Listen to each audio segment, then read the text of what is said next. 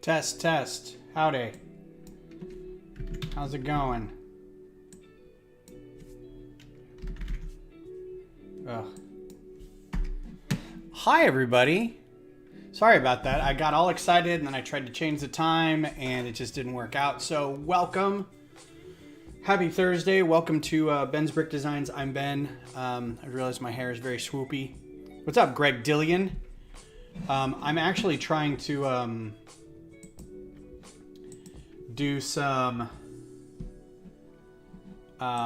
additional stuff on Twitch because I'm trying to move away from doing simulcast, from restream doing both YouTube, Twitch, and Facebook, and I think I'm just going to pick one or the other to do certain things on.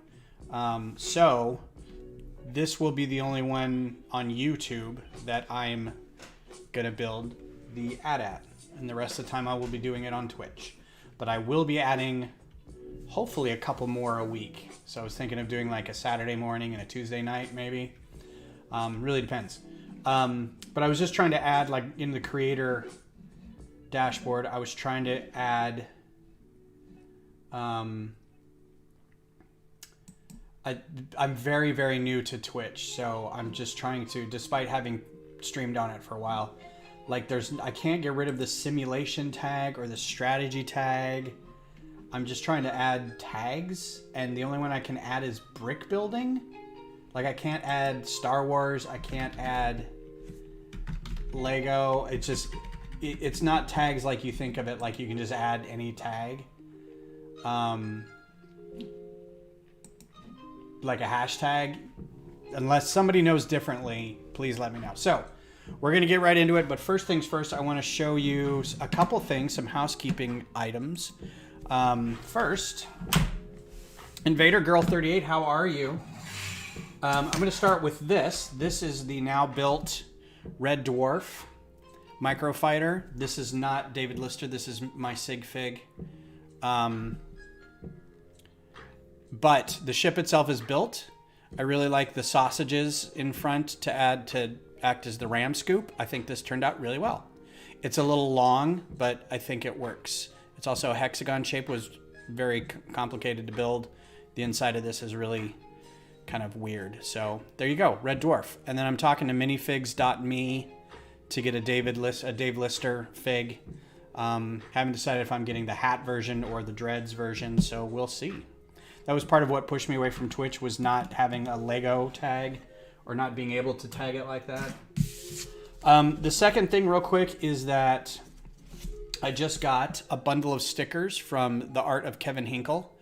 If you guys are not aware of Kevin's work, Kevin is a fantastic artist and illustrator.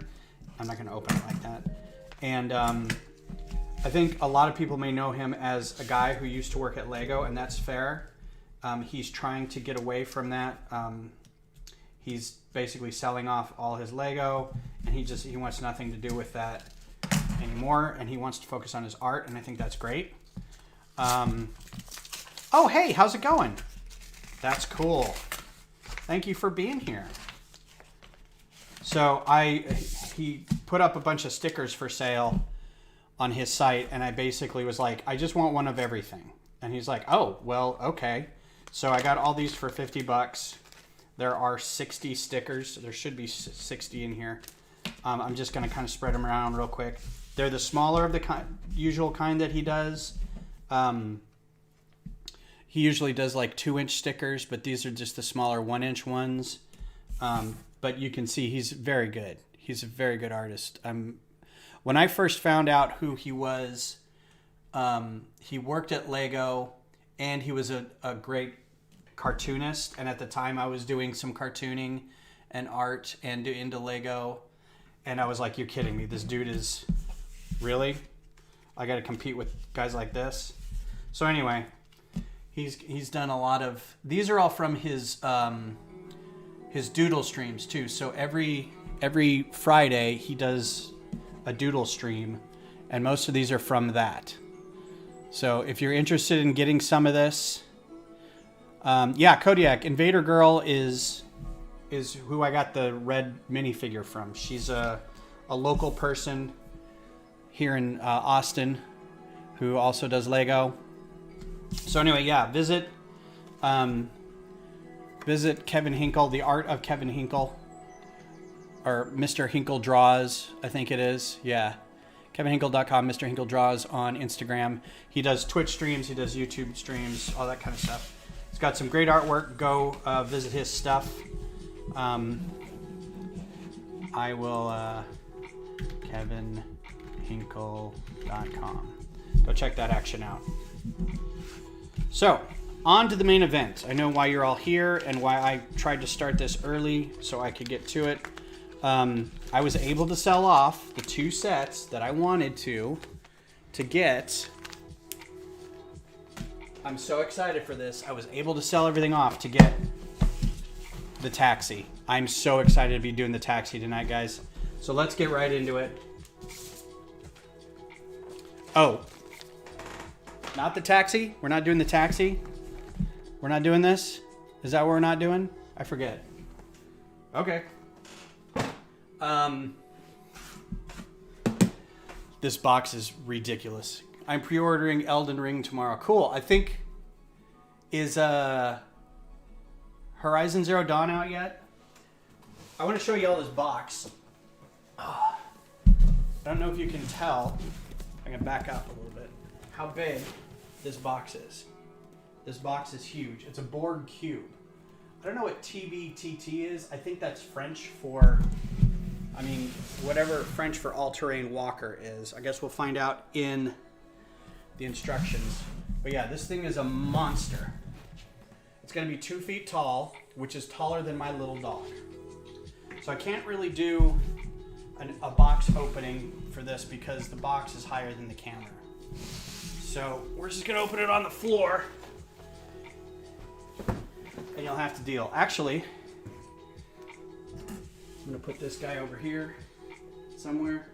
I'm running out of room. Oh, so yeah. You saw the red one. This was also built recently. This is almost all the purple I now own. And it's so weird. It looks like blue on my screen. So yeah. I need to get a helmet. This is going to be a $35 set, but this is actually on about half the purple, the dark purple. But this is what I was able to slice together. Okay, so hi Brad, how are you? So let's pop this open, shall we? In fact, I'm going to turn this. Is it blue on yours? That's so weird. I don't know if it's the camera or if it's just being online or if it's just purple is one of those colors. Because, I mean, it's purple here. Maybe our eyes are different. All right, so that's the box. So we can open this down here. So when I went and bought this, they asked if I wanted the freight box it came in. I'm like, nope, I want to walk out of the store with this thing slung on my shoulder so everybody can see it. Because if I'm just carrying a big box outside of the mall, they're going to be like, hey, there's a dude with a box. Fantastic. Thanks, Brad. Yeah, it was fun. I couldn't figure out what to do with it.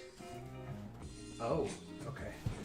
I think this is a multi-faceted box. I couldn't figure out what to do with it because I ordered a bunch of purple brick on eBay. Somebody had gone to the trouble of sorting all the brick, and they just were like, here, $20, you can have a bag of 200 parts or something. So I was like, yeah, sweet. Oh my goodness. Is it taped under here too? It is. All right, well, that's pretty funny. The bottom of the box is the feet. I'm gonna go ahead and close this. Don't need that anymore. Don't need to be watching myself streaming. So, while we're doing this, what do you guys want to talk about? You want to talk about the last episode of Boba Fett? Or you want to talk about the new Spice Girls brickheads? Which I don't understand why that's a thing. Oh, you know what? Does it open sideways? It opens sideways. Alright, so there's kind of that box. Okay, that's cool. That's some cool artwork there. Looks like, I don't know if it's old Macquarie artwork or what. And that's the front. More artwork there, more stuff there. Looks like it's the same no matter what. Okay, so here is the opening, right? So it looks like that. I'm guessing this is box 1 of 4. I'm just gonna go from the top here. No. Oh wait, maybe it is. It has a bit of... Yeah, so this is... Oh, you can't see. So now we'll move the camera back. Is that good? Yeah. So you can see 1 of 4, and then shows you what you're going to be building. So this is going to be really uninteresting tonight, I think, because it's going to be just internal stuff. So put most of this away.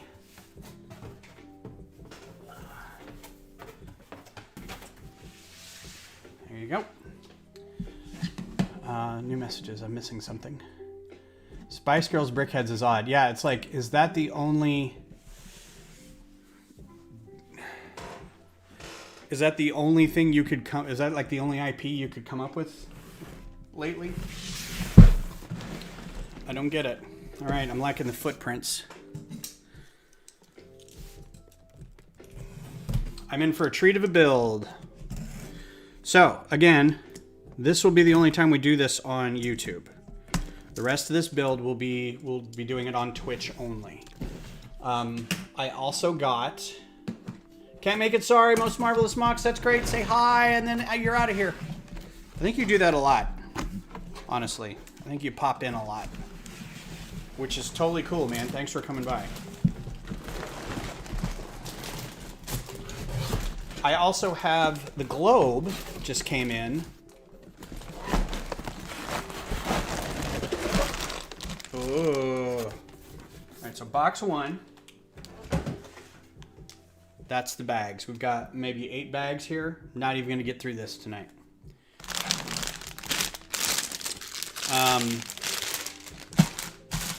Yeah, Triple M, thanks for coming on the stream. I appreciate it. Good seeing you. Seeing your name in the chat.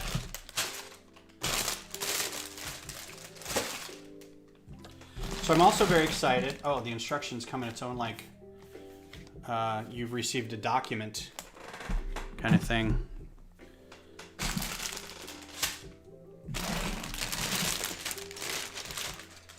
You know what I think has started since I streamed last is the Olympics. Did we talk about the Olympics last time?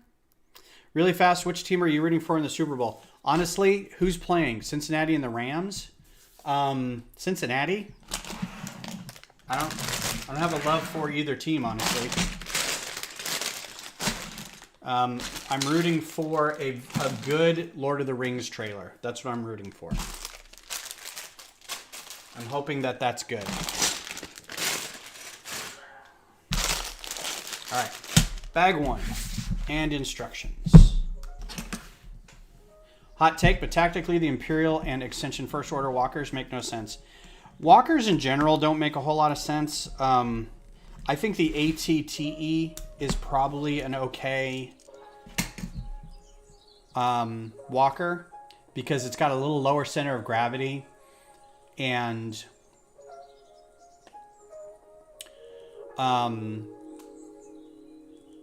it still falls prey to some things that a treaded vehicle or a wheeled vehicle couldn't overcome. But by the same token, there are some things I think that it could overcome. That's just weird. It's just like, I've never seen... I guess that's pretty good. It's better than a big plastic thing because these are the recyclable ones and the instruction ones usually come in like the single-use bags. So, interesting. Good take. There you go. More cardboard, less plastic. I'm okay with that. Yeah, mobile artillery. That's all it is. So this is what we're going to be working on, the guts and the legs to start. So I'm excited about this. So I appreciate everybody being here. If you are liking what you're seeing, please remember to share, link out the video so we can get other people to watch and participate in the chat. I'm getting close to 500 subscribers on YouTube. So while I'm not doing this anymore on YouTube after this one, I'm not going to like completely abandon YouTube, but I think I'm going to go one or the other depending on the day. I don't want to get in trouble with Twitch. I want to do more stuff on Twitch. I want to be able to like have more bells and whistles in the community and engage a little more. Have fun little emoticons and things.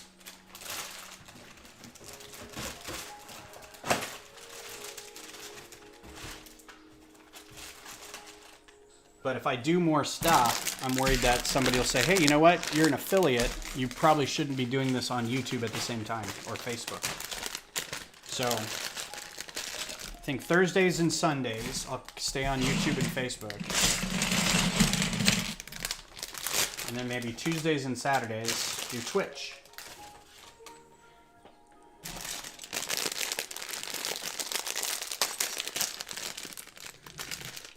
Yeah, I never understood why they had it on Endor's Moon. Like when you play the old Battlefront, not the old Battlefront, but Battlefront 2015, it's like, it's only good for like a maybe half a kilometer long riverbed. And it's like, I hope you don't get hung up by any low-hanging trees or anything because it'll stop you. Thanks, Brad. I know some people have some problems like with the streaming on Twitch, and I apologize for that. But, and I don't see myself doing any extra videos or anything on YouTube. I don't know. Have to kind of pick. I like the community on YouTube a little bit, but, also 512 Pecan Porter. Cheers. Austin beer, pretty standard.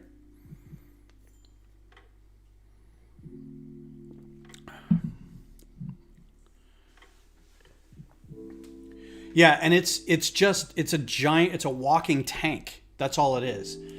It doesn't have anything that can, it's a forward-facing mobile artillery. It doesn't have it has like two little point defense, like anti-personnel guns, but that's a limited range. And if you get behind it, if you're not being accompanied by like speeder bikes or troops, it is kind of weird. It's Tarkin doctrine. It's shock and awe. That's all it is. Okay. What am I going to name this? What am I going to name my UCS ad at? I don't know. That's a good question. My cat's looking at me funny. He's like, name it. I'm going to knock it over. So I realized that, and I'll have to do a photo comparison. Slow down. Don't miss any steps. I'm going to be doing this for like a month. This will be taller than my dog. We have a little, you guys have seen her, Chihuahua slash, mini schnauzer slash, I forget the terrier part, but she's got a terrier in her. And she's 100% adorable. She's 100% that bitch. And ooh, I probably shouldn't say that. Sorry, algorithm. But this thing is going to be about 2 feet tall, and I think she's only maybe like 14 inches tall, maybe. So it's going to be interesting. I'm going to put them side by side if she'll sit long enough for that.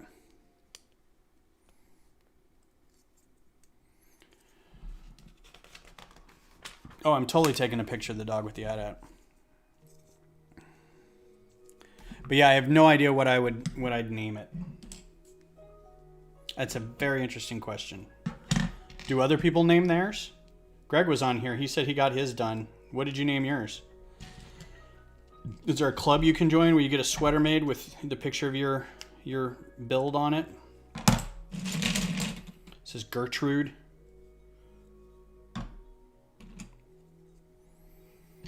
Yeah. You know what's going to be fun is that picture is going to be here in like 2 months. This is going to take a while. AT-ATs would be fantastic for like parades, right? But in battle, to play something with lower center of gravity, preferably something with 36. Yeah. Absolutely. I will say that I believe the best use of the walker was at the end of Force Awakens, Last Jedi, Rise of Skywalker. Last Jedi? Is The Last Jedi the second one? Where they're on crate and it's just a line of those ATM-6s. That's what you use it for. Just put them in a line, slowly march them toward a thing. That's all, you've got troops, you've got aerial support, you've got smaller walkers that can kind of go around. That's what you need it for. And then you use those big guns to go after their artillery. That's what you use it for. And Hoth was an okay use for them because it was kind of big and flat in an open area, and it may have not been suitable for the scout walkers more, but I don't know.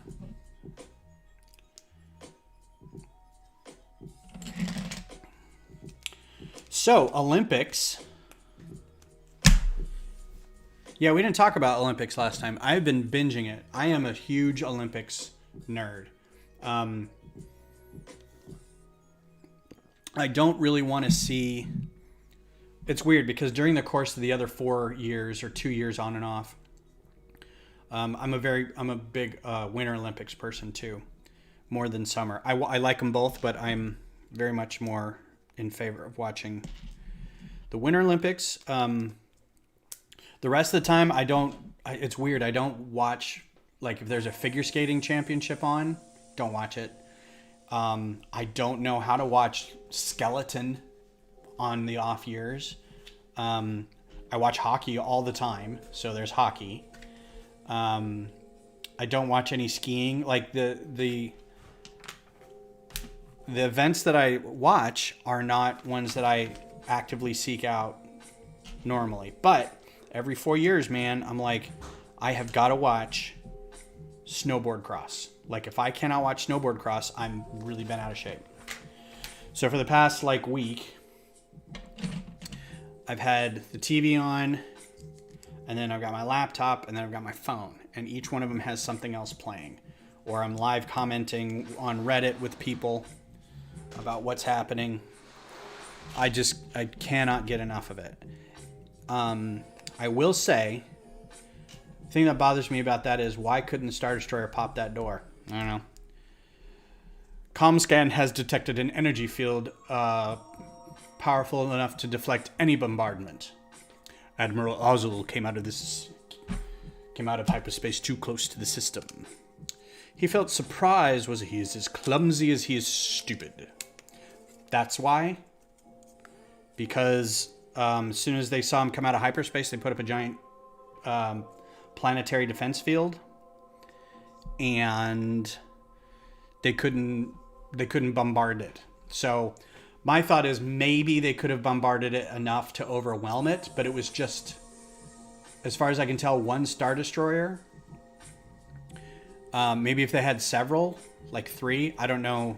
I've read a lot of books where even with a fleet, sometimes they can't overwhelm a planetary defense field.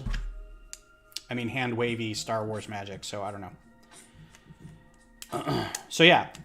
So I'm watching a lot of Olympics, and I realize that I'm watching Michaela Schifrin, downhill skier, the hope of the nation, like, gets the yips on 2 of her runs and doesn't even finish, right? She falls on one and then just misses a gate on another one. So she sits on the sidelines for like 20 minutes.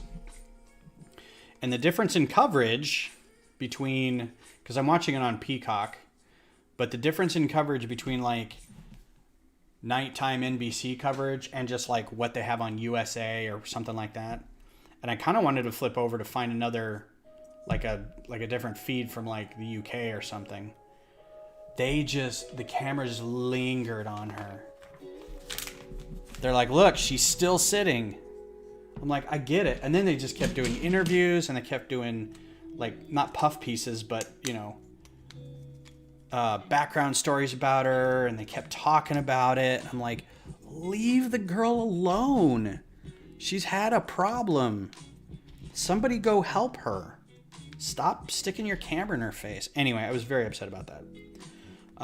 The other big thing was that the Russian skating thing, again, accused of doping. And the girl at the center of it, and I say girl because she's 15, the girl at the center of this needs to be more this way, is the 15-year-old, and I forget her name. And it's like, the Russian Olympic Committee accused of doping again. It's like, you do realize that's why we formed the Russian Olympic Committee anyway, because Russia was banned from competing in the Olympics because of doping. I don't like it when you can't tell which way they want you to put these in there. I think this way.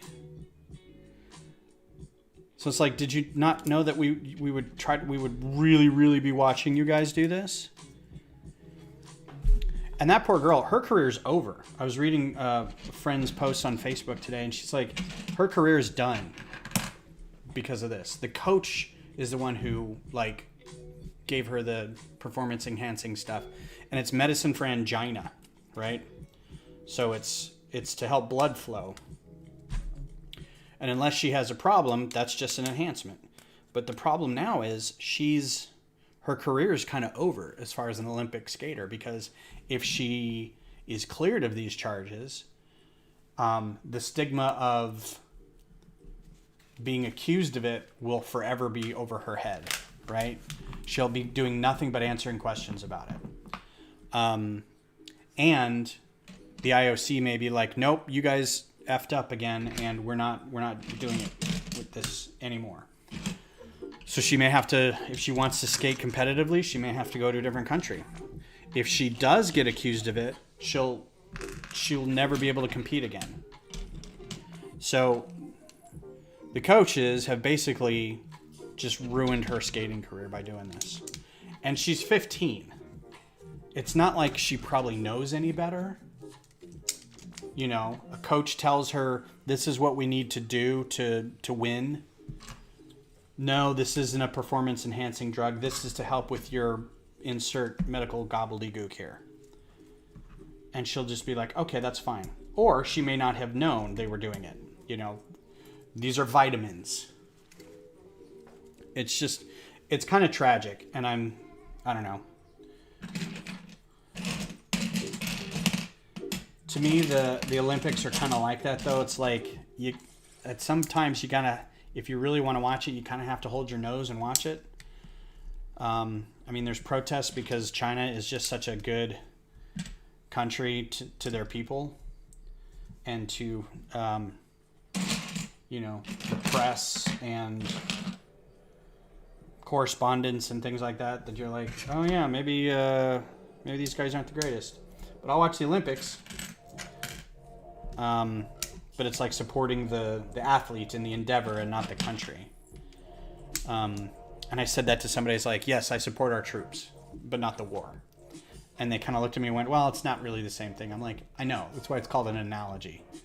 It's not the same thing. It's similar. I want to support this person by cheering for them. That doesn't mean I favor what China's doing. But, yeah, and then just don't watch it. If you don't like it, just don't watch it.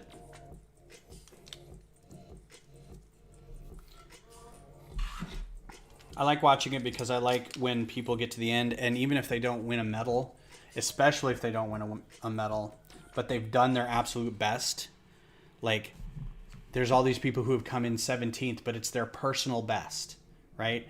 They've done, hey, Journal of the Scots. Hey, Scott, how's it going? They've done their absolute best, and you can tell that they are just happy they're there and happy that they did absolutely the best they could do on the biggest stage when it counted. They may not be the best in the world, but they've done their best. And they were, they're good enough to have gotten there in the first place. That's what I like. And when they go running over and crying to their coach, and they're all full of smiles, or they collapse and just sob, that's what gets me. And I cry like a baby every time.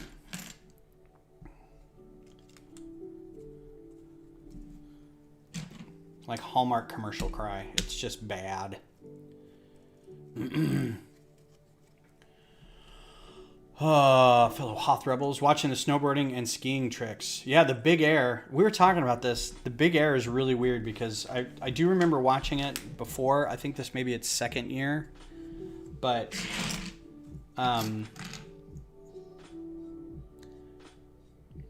okay. What I think is funny, the difference between like the alpine skiing and big air is,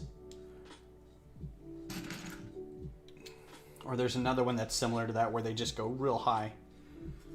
What I find interesting is like the downhill, they ski very fast, basically down a hill like this.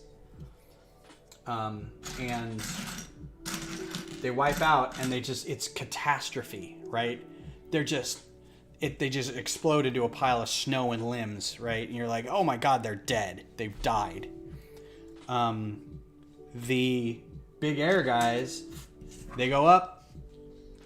I don't even know how high they go up, 60, 70 feet, something like that.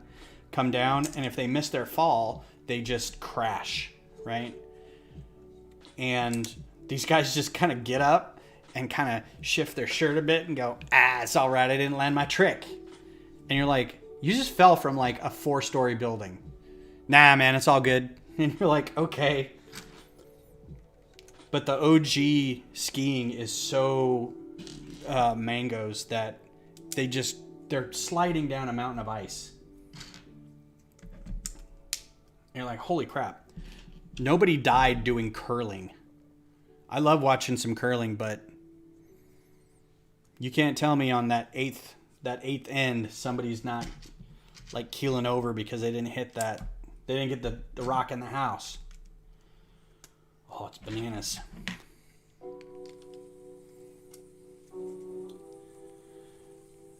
They must know how to fall. I mean, I think when you're at that level, it's like the first thing you learn when you're juggling is how to drop everything in your hands and pick it back up. That's the first lesson. Here's lesson 1. Learn how to pick this crap up when you drop it, because you're going to be dropping it a lot. It's like, learn how to fall. Martial arts teaches you that too. Just, this is how you fall. Because otherwise, if you tense up, go limp.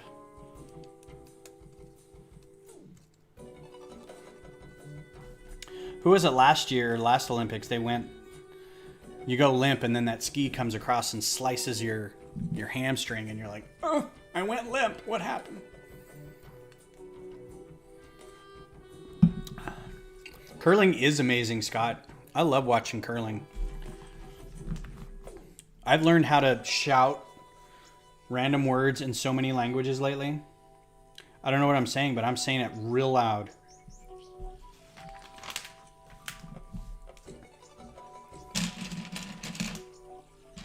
I like also how okay and yep is like universal.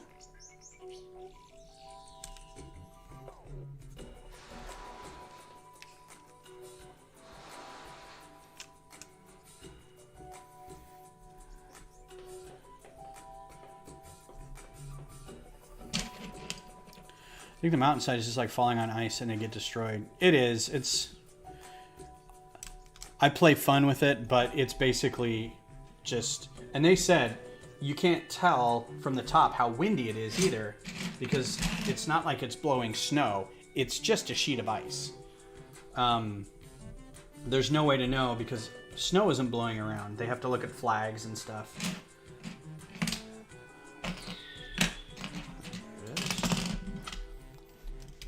I wouldn't want to do. You couldn't pay me to do that. Like I would do luge or skeleton, but you couldn't pay me to do alpine or downhill or super G or any of that. That's just like, here's $100,000 to commit suicide. Okay. So full marks to anybody skilled / brave enough to do that. There was one dude I was watching today or last night. He was skiing, and I don't think the fall did it. He was skiing and he went to. So I think it was Super G, or no, it was the second half of the combine. So they do a ski jump or they do like a slalom and then a downhill. But anyway, you know how they lean real far in and they kind of punch the flags or the gates. Well, at one point he went to like use his pole to like do something, and everyone said he broke his arm. Like I think he broke his arm. They wrapped his arm up real bit. He was down for like 15 minutes while they attended to him. And then they wrapped his arm up and slid him down the mountain on the thing. But it looked like he went like this with his pole, and you could see his arm. He kind of winced, and his arm went like this.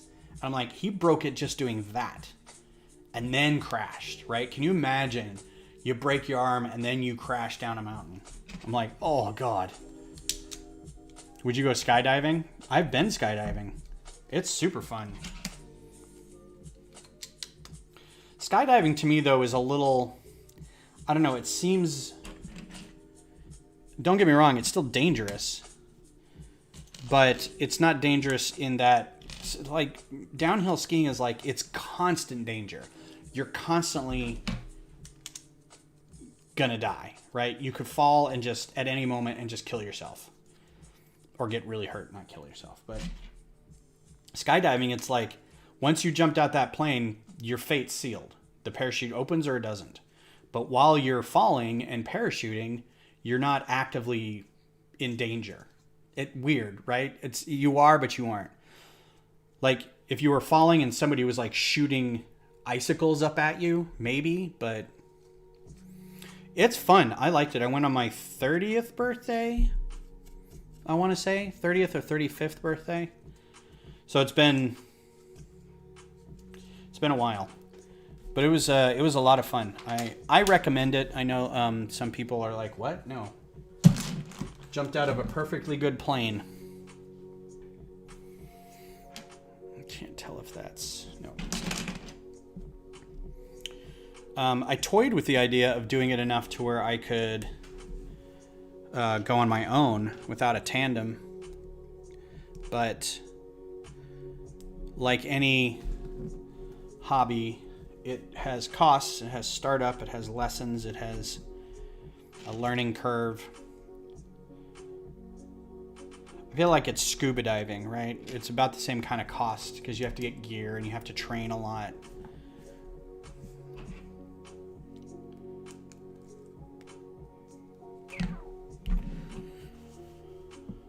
Oh, my belly is so full. We had pho for dinner and now I'm just like, bleh.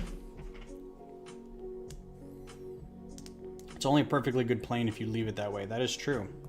If you jump out and it's perfectly good, you left a perfectly good plane. If you jump out when it's on fire, it's a different story altogether. Not many, the thing is, if you jumped out of a plane that was gonna go down, I don't think what you were doing is considered skydiving. I think what you were doing is considered abandoning ship, or, you know, escaping. It's probably a semantic thing in there somewhere.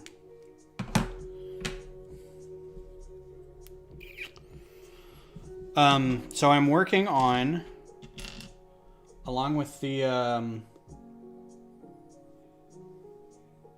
Red Dwarf, which I'm very excited about. I know buying an $800 Lego set should be like the biggest thing that's happened to me, but I get more excitement from the fact that I got a small thing built, and I think it looks great. So the Red Dwarf's done. I'm going to order a figure for it, but also I'm very excited about working on the giant gray, all gray space base. It's turning out real great. Like, it's going to be kind of a tower with 3 different landing pads sticking off to it at different angles. And I'm trying to build it so they're on the 48 by 48 plates. So there's 4 of those. So I can just take them one plate at a time. So like each landing pad will have its own plate, and then the top of the tower will be in sections. So it's going to be kind of like a modular, in that you can kind of take it apart and look at what's inside to see all the little bits and stuff. Excuse me. And I just got done doing one of the landing pads, and it worked out so well. Like, I got the math right, and I was so happy with it. Hopefully I'll get it done by the convention in time for a Brick Rodeo.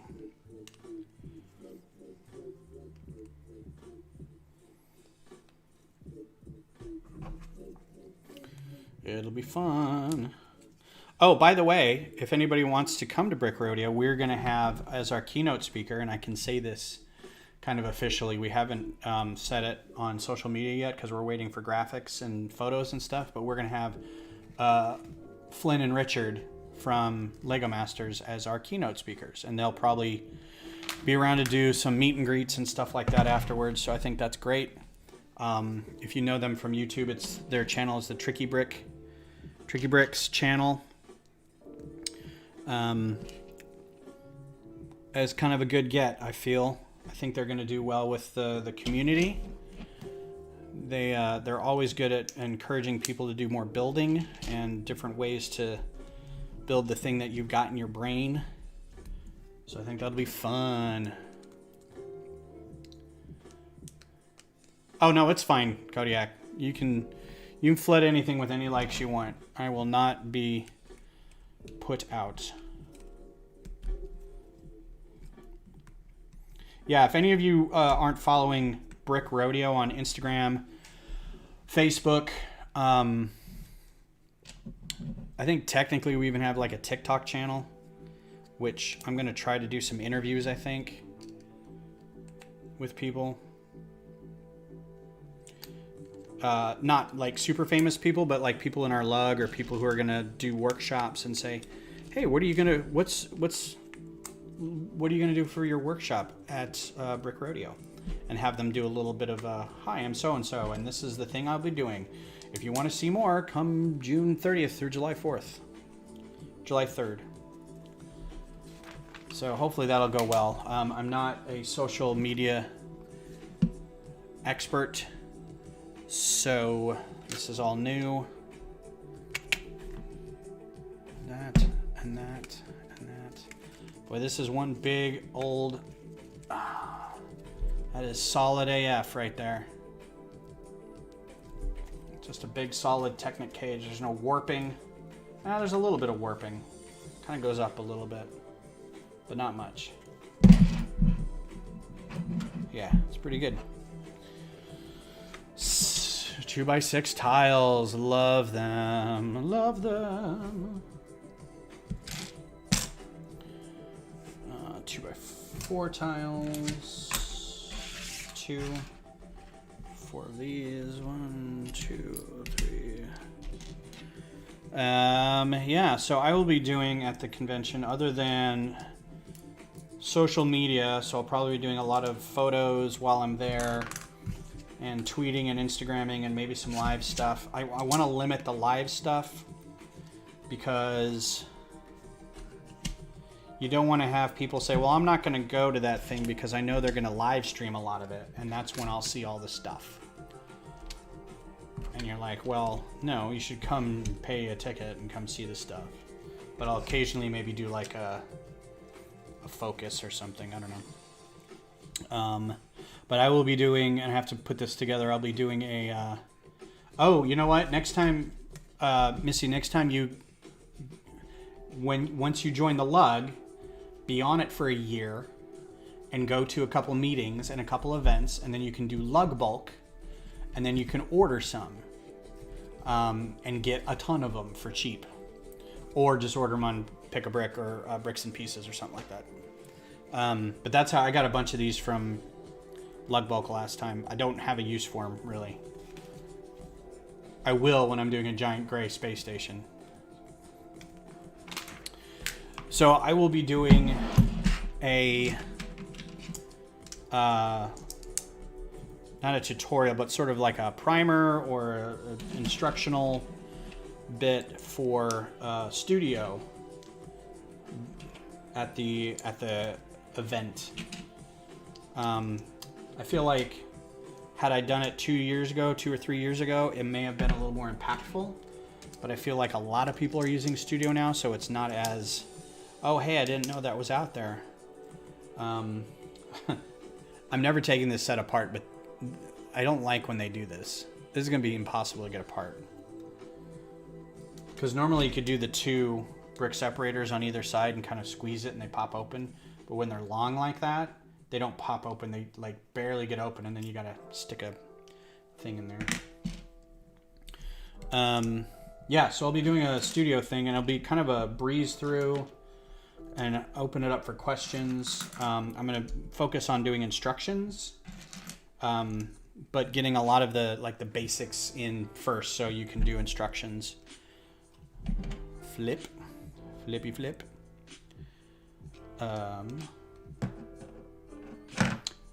Was there another? Oh man, I feel like,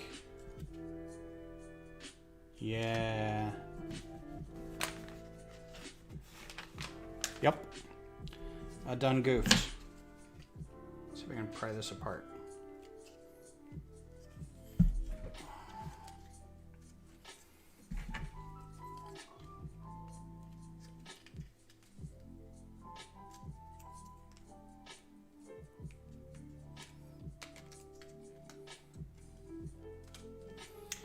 Wasn't bad at all.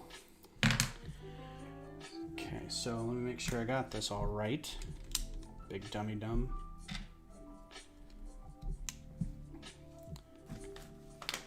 Yeah, I don't like stacking plates like that either. You just look at it and go, yeah, that's gonna hurt me later.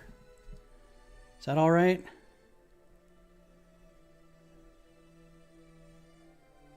Okay, moving on.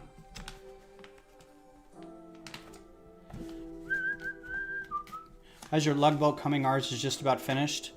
Ours is, we got a little delayed, and that's mostly my fault. It was about a week before I realized that we were in the middle of it.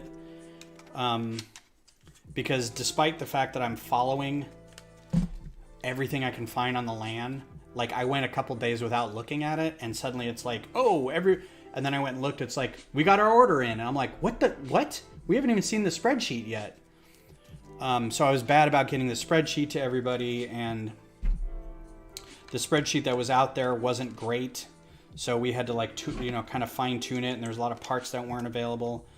I'm new to the whole ambassador thing, so it was kind of a mess for me, but we got it settled, and we are in the process of getting our, we vote on common parts. And then once the common parts are all voted on, then we go back and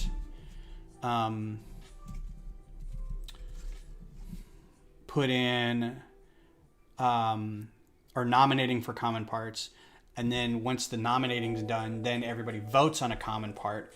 And the ones that get the most votes get added to the order. So everybody automatically can get one of those. And then you can add one part for yourself that's like your personal pick off the available parts. And you can order as many of those as you want. And then after that, then the order gets put in. So everybody has about, I think we got about 2 weeks left, maybe about 10 days until it's all done and ordered.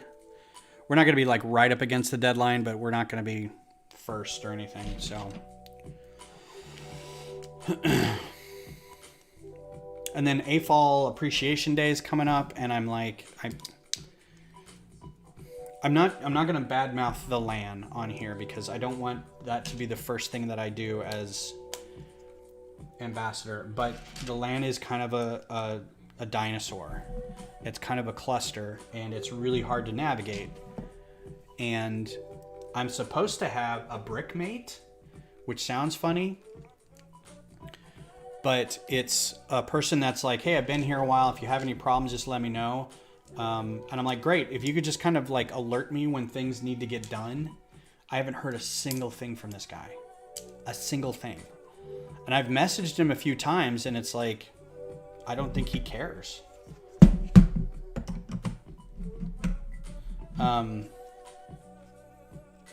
I mean, I made a dig about he's in Oklahoma and I'm in Texas, so there's a rivalry between OU and UT. And he's like, yeah, I'll let that slide, right? In jest. And I was like, honestly, I'm not a football person. I'm a hockey fan, and I don't think Oklahoma's got a major league team, so I think we're good. I think you and I are going to be good. And that's the last I heard of him. And I'm like, I sent him a message kind of recently, and I didn't hear back. Meanwhile, and I like stepped in it 2 or 3 times already. Like, and I thought that the ambassador thing was for TexLug, like all of Texas.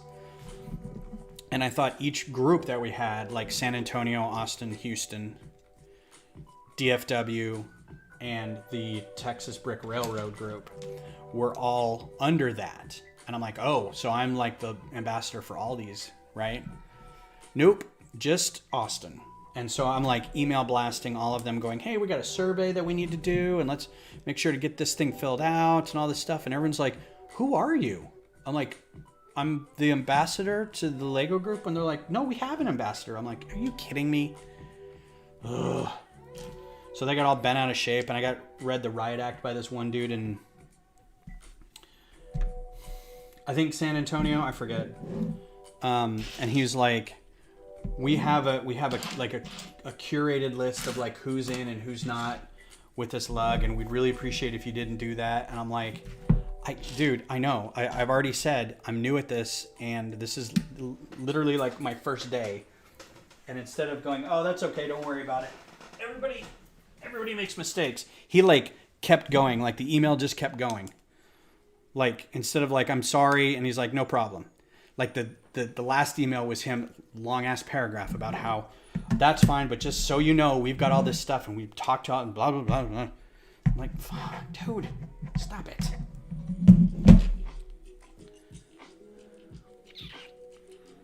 And I didn't do this. So I'm already like not doing great, but in my defense, I am. They're like, oh, okay, it's the end of the year and we've got all this stuff that we're doing now. Here you go.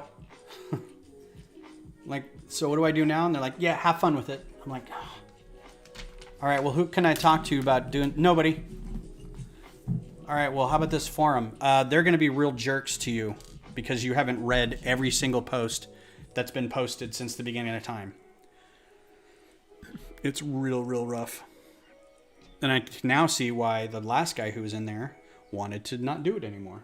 It's kind of a pain in the butt. Oh, are you in the land too, Brad? I didn't know that. And that's the other thing. Like, they're like, you don't have to read everything. Just go through it a little bit and find out, like, what you need, what is important to you, and just follow those. But I feel like if I don't follow absolutely everything, the lug will miss out on stuff. Like me personally, I don't care about some of this. Like the embargo on whatever the heck said it was at the time. I'm like, I don't care about that personally, but I know my lug will, so I have to follow this. So it's like, you got to follow everything. And I think there's only one time a year it's pretty bad because it's lug bulk and it's like year-end survey stuff. You just got to remember to fill out all your forms for all your events. It's like working for the IRS. Just kind of ridiculous.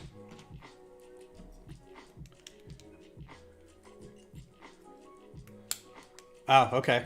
Well, you know what? If you get on that land, man, I will say hello to you and whatever. Yeah, and I was trying to be helpful as much as I could too. And when it came time for the previous one, Will, he was like, I'm looking to step down because I kind of want to just focus on building and buying and collecting and, you know, the fun part of the hobby. Like nobody stepped up. And I thought, well, surely this guy would want to do it. And surely this guy would want to do it. They're all very good. And every time stuff happens, they're always there to like offer help and expertise. I'm like, oh, okay, well, they're totally going to be doing this. And like nobody did anything. And now I know why. Because it's a dumb, thankless job. And all you're doing is filling out paperwork. So your lug can be recognized and get free stuff. And I get it. Lego wants to keep track of all that.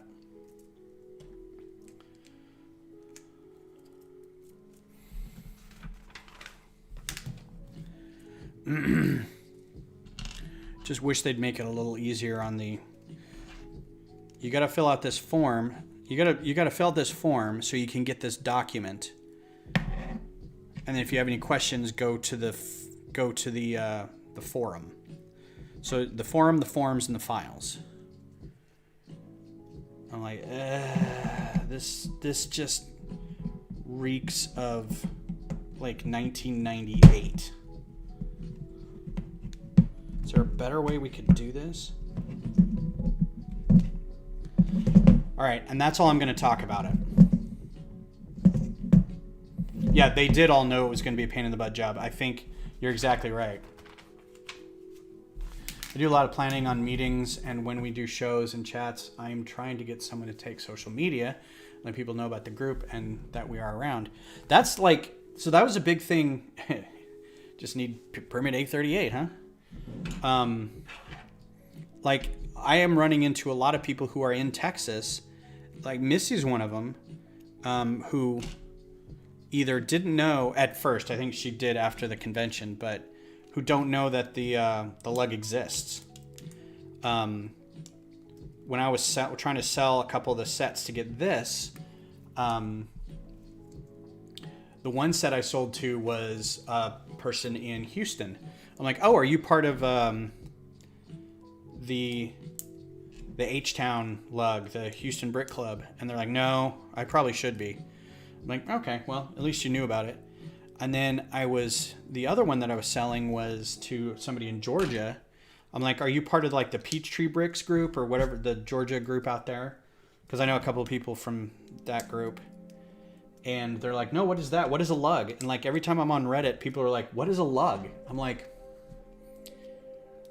not even knowing that there's a lug. I mean, I get it. At some point, I didn't know there was one. So, I mean, everybody gets to it eventually. But that's like you said, Brad, that's the social media part, is getting that out there. And I feel like nobody on our group, and I probably should be taking this on too. I didn't realize what this was, guys. I did not realize what that was. What is that, y'all? What is that? What is that? Oh, this is going to be in lug bulk this year. I think in gray? I forget. Yee. Didn't even see what that was. Structurally, that makes sense. You don't want a 2 and a 3 because it wouldn't bind all those other plates together under it. Look at that. Look at that. Oh man, I'm gonna take a picture of just that. It's so great. 1x5. Yeah, you and I have talked about it, Kodiak. You are not a fan of the lugs, and that is okay. And some people aren't. Some people actually have joined lugs and then left after a while. There's a couple people, and I don't know if it's like they're burned out on Lego or they just burn out on the lug. Some people in the lug can be a bit much. Lego it's not a... I'm not going to disparage people. I'm not going to say anything about the type of people who collect Lego and build Lego and are in groups that focus on Lego. But I do understand that for people who are new and are just joining, it can be a little much. And that's what it is. Can't help it. So if you're new to the group and you're already feeling a little like when I was just building on my own and I had no idea there was a lug, I was building like, custom, not custom, but like the Clone Wars was out and they didn't have a Republic Y-Wing set out yet. So I'm like, I'm going to build a Republic Y-Wing. And then I was like, well, while I'm doing this, I'm going to build this really random ship from a comic book. And I built that. Now I'm going to do the UT Tower. And I built that. And before I knew it, people were like, this is great. And so I think I found the lug because I was looking for pieces. And I think and I was also looking up like building instructions. I'm like, how do you build a really large building? And the guys in Houston built like the Herman Memorial Hospital. And I think it was like some Houston and Austin people. And they had like a whole thing about this is how we planned it and this is how we put it together and this is where we got the pieces and all this kind of stuff. And, ×2. Okay.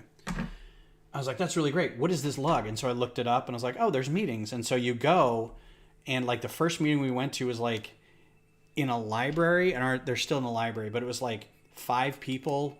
And one of them brought all their kids and they're just, they bring 3 or 4 sets and they're on a table and you just talk for a couple minutes. And then it's like, and now what do we do? So it was a little like, oh, this feels like I could be really close to being in a cult, which it is. Lego's a cult. Lego is a cult. Don't tell anybody.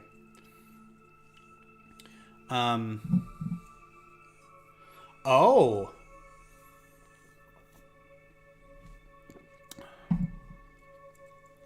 So yeah, there are people, I'm not going to lie and I'm not going to name names, but there are people in our lug even that I'm not a fan of.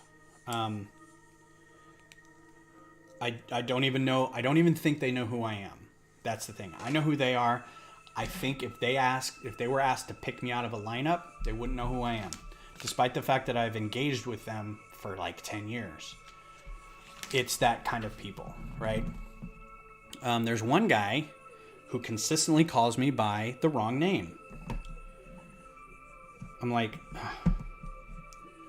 okay, well, whatever.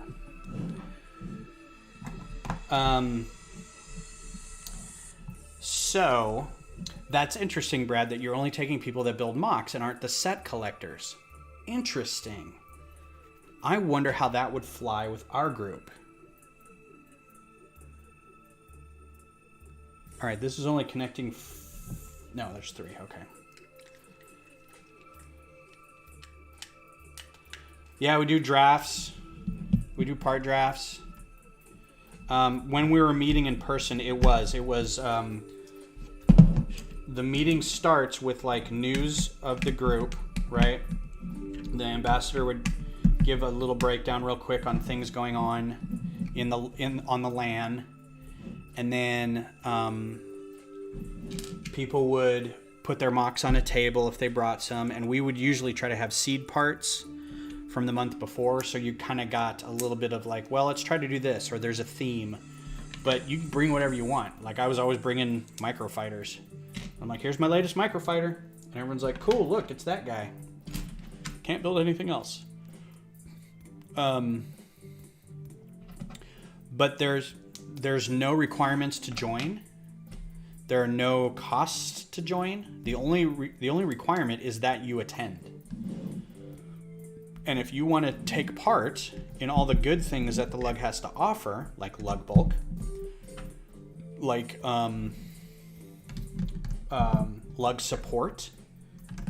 So anytime we do an event, there's always like, Lego has sent us this box of stuff, and because you're here at this event, you get to pick a thing.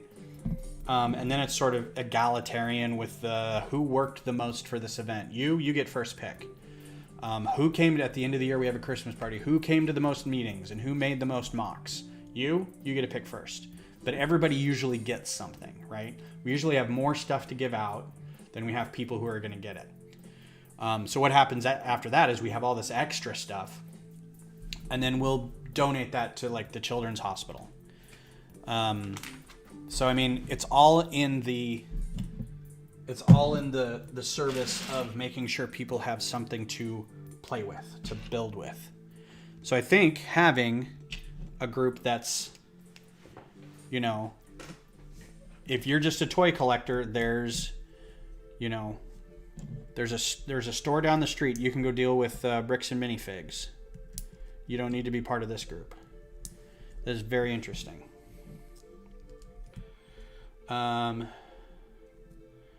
Yes. Meeting in person since May of this year. Masks on just to make everyone cool. We haven't been able to, like, Austin is stage 5 perpetually, like forever now. We're probably going to start meeting in person this year, I think at some point. ×2, okay. Only because I think it's getting to the point where people are okay to meet in public. I'm trying to figure out how to do, or we're trying to figure out how to do it outside. But figuring out a place to do it is another thing. Like, libraries are great. We're able to meet at like the Austin Historical Center downtown. They're pretty cool about letting us do that. A lot of toy collections. Oh yeah, we donate so much stuff because we've got, you know, storage units full of stuff. And it goes towards like swag stuff for volunteers at when Brick Rodeo comes around. You know, you volunteered, you can get some stuff. We have it set up for auctions at the end of the night at Brick Rodeo. So the money that we raise by auctioning off big sets goes towards, you know, fairy bricks, or goes towards one of the children's hospitals in the area. So it's kind of the same thing. We always have more than we need. Our governor pretty much just said screw masks the other day, and people are barely wearing them now. I posted this on Facebook. Jurassic Park Dominion is coming out. If you haven't seen the trailer, go watch it. It's amazing. In June. And I really want to be able to go to a theater and see it. Now, I went to a theater to see a couple other things already, and I get the fact that I'm kind of being a little bit of a hypocrite here by saying this. But please, I want to be able to go see this without feeling bad about it. And being like, I feel I'm going to have to take a test now, which I'm going to have to anyway. I remember at the start of the big cough that our local B&M was kept open as an essential business, which I first took as a glowing viewpoint of Lego, but later realized it was just a lax definition of what essential business was. Well, I mean, to us, it's essential. If you were to ask a business if they were essential, they'd be like, I have to pay rent. I'm essential to me. Earning money is essential to me.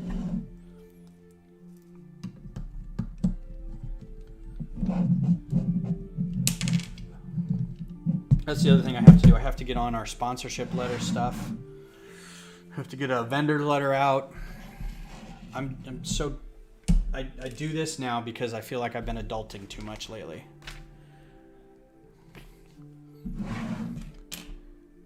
Times 2 in the front here, and 2 in the back. Yeah, you know what's cool about these Jurassic movies is I think now this is officially so there's a trilogy, a quadrology, a quintology, something like that. The Alien movies are that. Do we now have a sextology? Setology? Flip.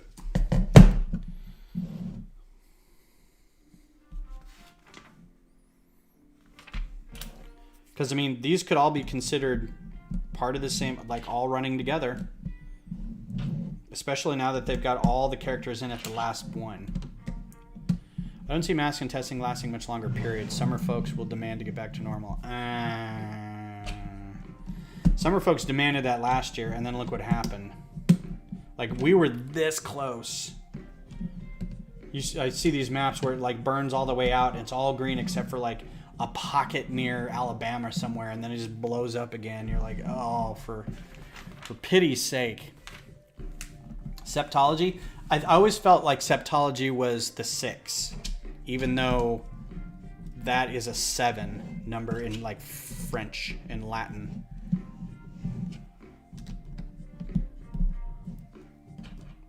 Right? Hey, bag two. This bag only took like an hour. Wow. All right, there's your first. Okay. Bag two plus 2 of these wheels. We'll get those wheels when we get to them. The wheels are being used as drivetrains. Drivetrain. Okay, so bag 2. We have a bag 2. I think there's only 2 of these. Extra parts over here. I think you're right, and I don't know what a 7 is, but I think you're right. He is getting a supply of antivirals. Once that's good, should be able to be living with it. And that's the thing. If we get to a point where we're living with it, great. You know who's going to be wearing masks a lot? If I know I'm going to a crowded place and I don't know anybody there, mask. Especially at the end of, well, I mean, especially in Texas, in Austin, between November and like now is cedar fever season, and then shortly before that is flu season. So, especially toward the end of the year.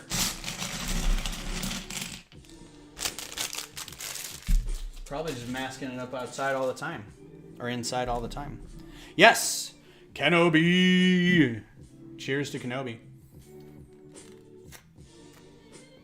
I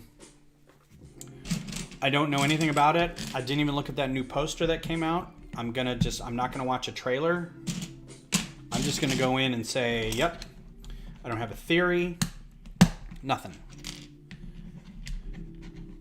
Paid $40 for my mask. Do you have like a rebreather or something?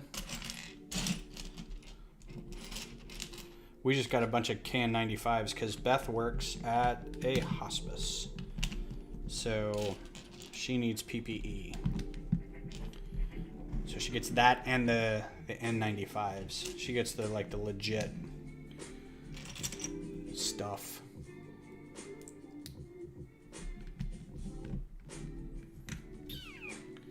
That was backwards.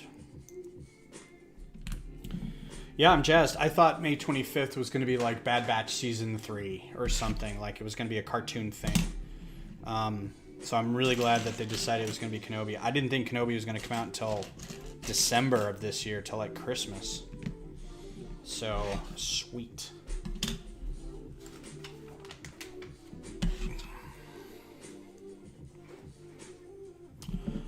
Flipping this over again. And that is going here. Can't really tell how that lines up. Like that, I guess. Okay, that's on the inside. Andor's coming out fall. I think Ahsoka is coming out later in the year. It's a branded mask.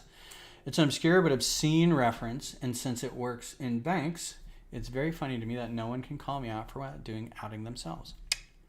Macro, what's up? How goes? I'm actually looking forward to Andor. You know what I was looking forward to that's not coming out anymore is the Rogue Squadron movie. I am still smarting about that. Top Gun in Star Wars? Are you kidding me? Just, here's my wallet. Just take. Mando Season 3. That's going to be good. I'm excited. Yeah, Andor is going to be great. I'm glad they got Gabriel Luna. I mean, why wouldn't they? But still, there's, you know, kind of sometimes you're like, did they get him? I mean, it could be like Futurama where they're like, yeah, we don't need John DiMaggio. I'm like, I will not be watching your show. Sorry, just not going to.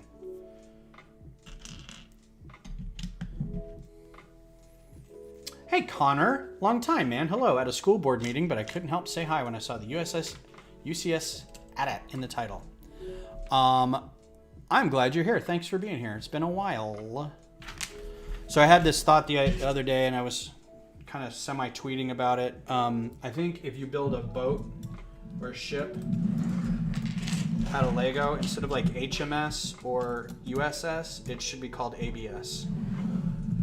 The ABS Pinafore, the ABS Nimitz. I think we should make that a rule going forward. So if you're ever at a convention and you've built a boat or a ship, you need to have it tagged as such, the ABS something or other. So I have a question. Is it a boat or a ship? I've heard people say when they say ship and they get corrected to boat or one or the other. And I can't remember if it's like military slang or military terminology where they're correcting people. It's like, it's not a gun, it's a rifle, or it's not a rifle, it's a gun, whatever the... I want to say it's not a boat, it's a ship. But I can't remember.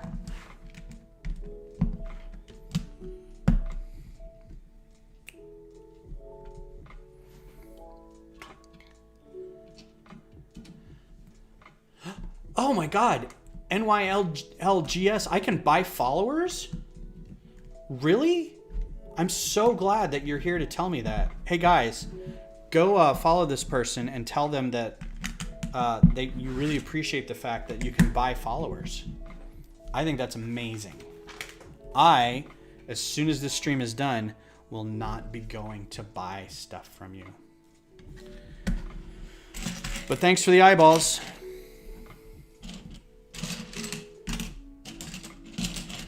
You know what? Have we seen a Russian bot yet?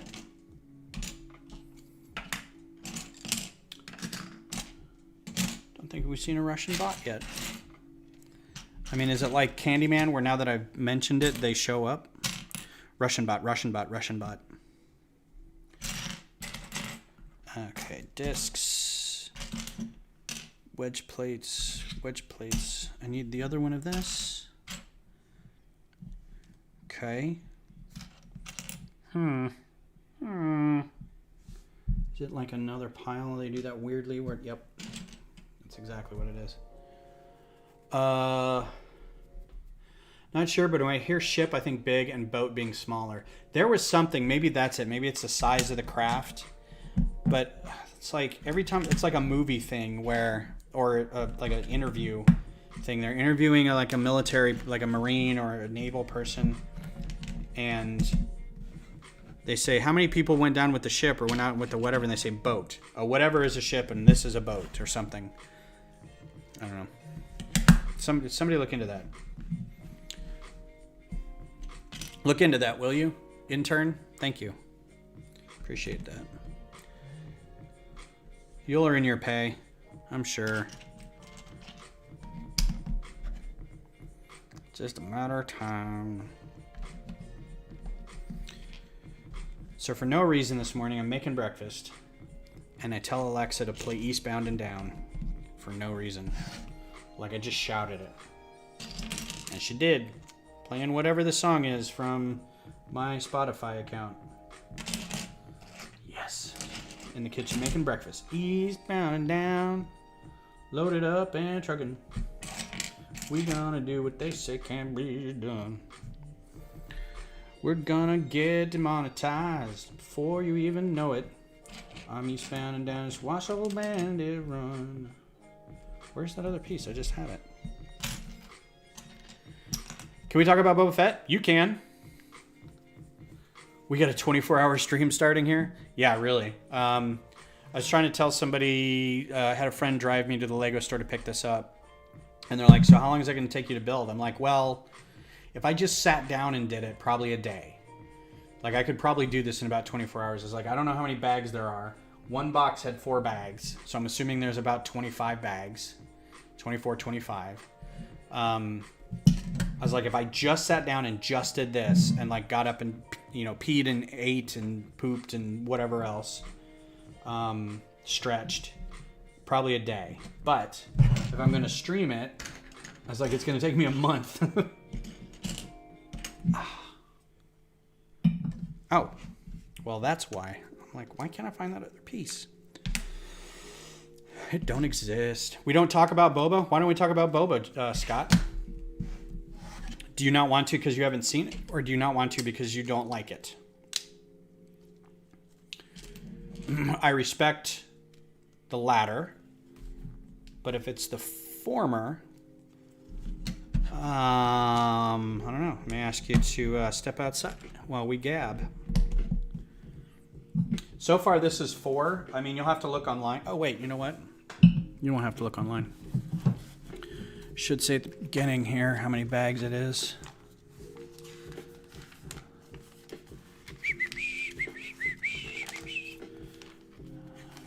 It doesn't say, it just says this instruction booklet has 4. But there's 4 boxes in the big box. And if it's 4 bags each, that's not a lot. 16. I feel like there's more bags in like Welcome to Apocalypseburg had 18.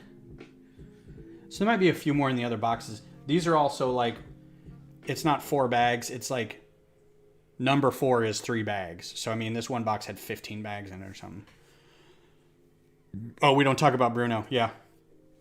We don't talk about Bruno. That was such a cute movie. Everyone was like, you should watch it. I'm like, I liked it. It was great. It was super wholesome. Lots of fun. Catchy numbers. I'm really hip on the older sister who's like a powerhouse. Her song was great. And I see a lot of TikToks like recapping that song. People are doing cosplays with her, and I think it's fantastic. It was really good. I enjoyed it. I didn't think I would, but I did. I mean, I kind of knew I would enjoy it, but I don't think I thought I'd enjoy it that much. Let's say that. I want to watch the other one where the kids, there's a boy who's like a mer kid or something. That's the next one I'm going to watch. It's cute. If you have time, I would highly recommend it. It's a lot better than I thought it was going to be. God, I feel like I've got some hair or something going on over here. Out of the corner of my eye. That. Did I miss anything so far? Okay. That side down. I am very excited to be working on this giant space station thing. I haven't done a big build in a while, and this seems like a pretty good, not giant, but not small. It's going to be bigger than a modular, but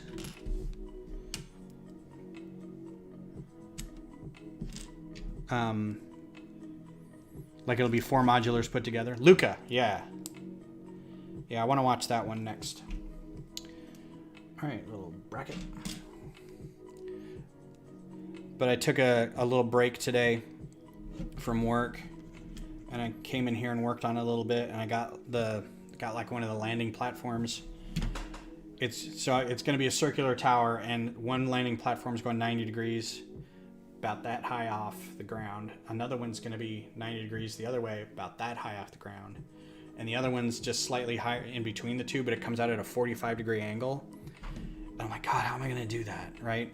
And I want them to be like beamed out like Star Wars landing platforms, that they're just straight out with nothing supporting it. So I had to figure out how to do all that inside. And it turned out really good. And I put a ship on it and it stayed. And I'm like, awesome. I'm so happy with this. The Madrigal Lego set is pretty sweet. My son wants it. The Madrigal? Madrigal sounds like Christmas singing songs. Did I miss something? All right, we're already doing opening, closing areas there. Here you go, Missy. Here's some more stacked plates. Ow, ow, ow, ow. Oh, the pain. The Madrigal house. Oh, is that the one that's like the, is it the Lunar New Year one where there's like 5 vignettes kind of connected together? If so, that looks like a lot of fun. That looks neat. It looks like one time I'm kind of down on myself for not getting that. Oh.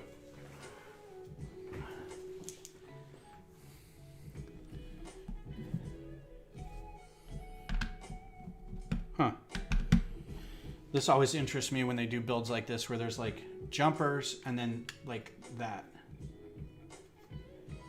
So I can make it slightly smaller. Okay. Yeah. All right.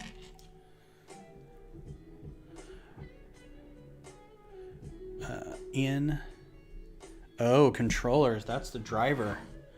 Nifty. What?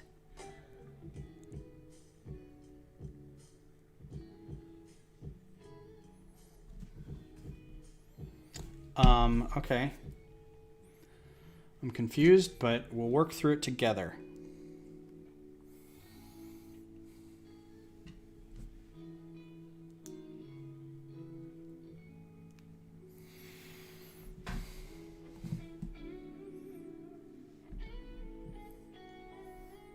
Oh, it's just slightly off. Okay. It's like, what is that connecting to? Instructions make it look like it's a lot closer. Okay. And then some more bits and bobs. They're small, so they should be right here. I think the most fun about building a new mock, especially a space one, is the greebling. I have so much fun with greebling. And that's kind of, oh, this is another good piece. I don't have any of these. That's a really great piece. This would be great for little fountains, you know, or like trash cans, or, man, great for wheels, like train wheels. Super great. To accompany, 3 wide round tiles. Oh, man. Okay, ready? Super satisfying. Oh, look how pretty.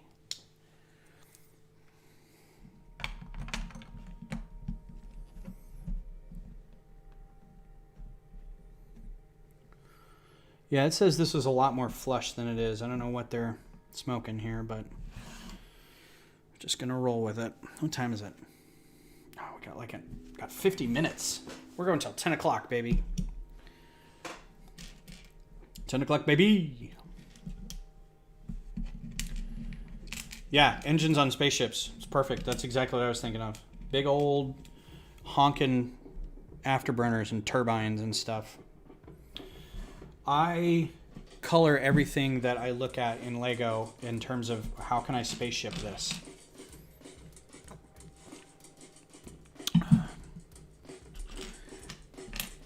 And I'm to the point, and I reached this point a couple years ago, where I look at stuff in the real world, and I think, what piece is that? What 2 pieces is that? I saw something in a bank that was holding a door open, and I swear it was this exact piece. That 2x2 slope, curve slope. It was this exact piece. It was like holding a door open like that, like up high. Like it wasn't holding a door, but it was like part of the frame of the door. And I'm like, well, I can make the interior of this bank now because I found the one piece that works. That's all you need.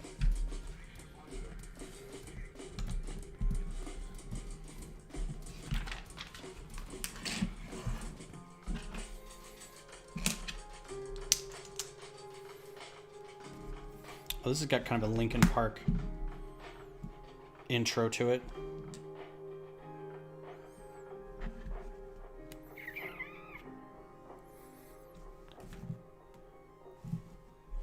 I don't see those slopes. There they are. Which means the other one's around here somewhere. Where are you, friend? So we went to a soft opening of a restaurant today. If you aren't aware of this, and Missy might know, but Austin has a Major League Soccer team, and I know that's not huge. Who cares? It's not a huge thing for most people, I'm sure.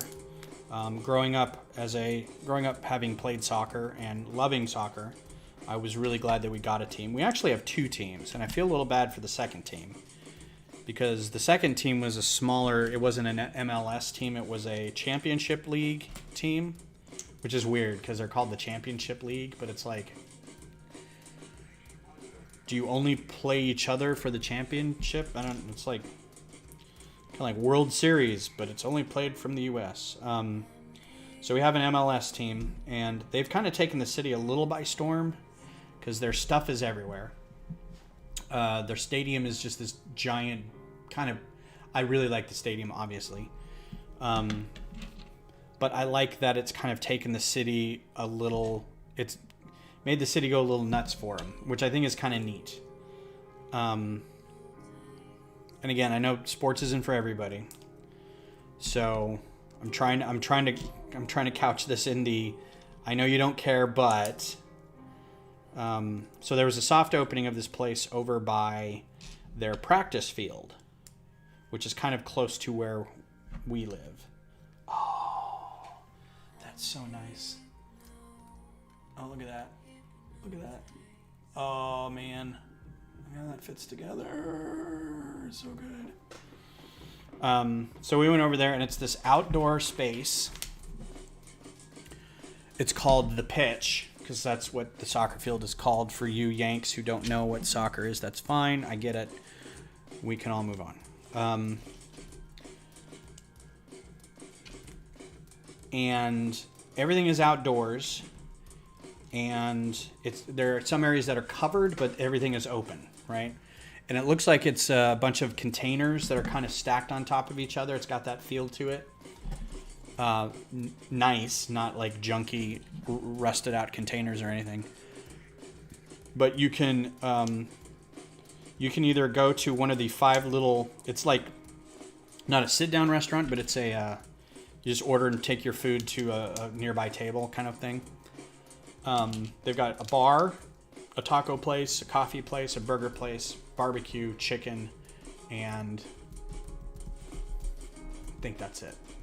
I want to say there was one other place. I was kind of hoping they'd have like an ice cream place, but maybe you can get some of that from the coffee place.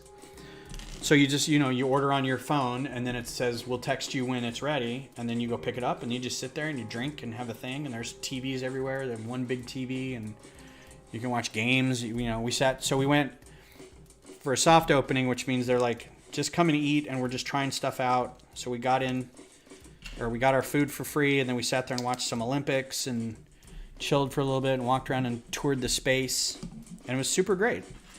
But that's the kind of stuff I think is like kind of neat about getting a major league sports team, because even if you don't like soccer, even if you don't like hockey or football or whatever, having a little place like that kind of close by is kind of nice. You don't have to go watch a game. You can go Tuesday night when nothing's going on. Just sit out in the open and have a beer and have a burger and then go home, And if it's chill because it's an off night, that's really great.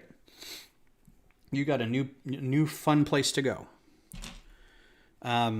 It's sort of like the argument for bringing Olympics into a city.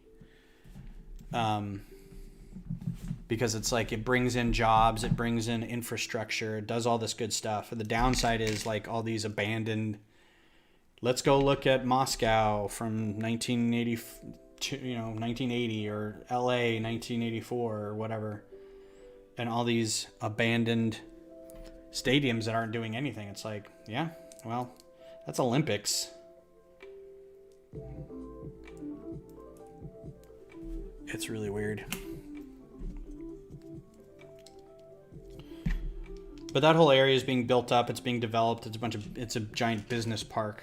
So having a little thing like that's kind of cool. And it's always fun to explore, see new things. Get out of your zone a little bit.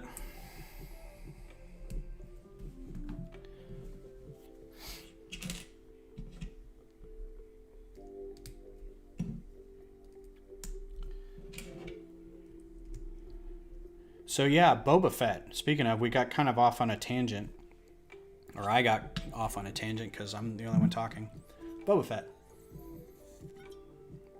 Bring me all your hate. Bring me all your tears. I loved the last episode. I thought it was great. I like that I guess I'm a simple person because I just liked the fact that they kind of tied everything up. And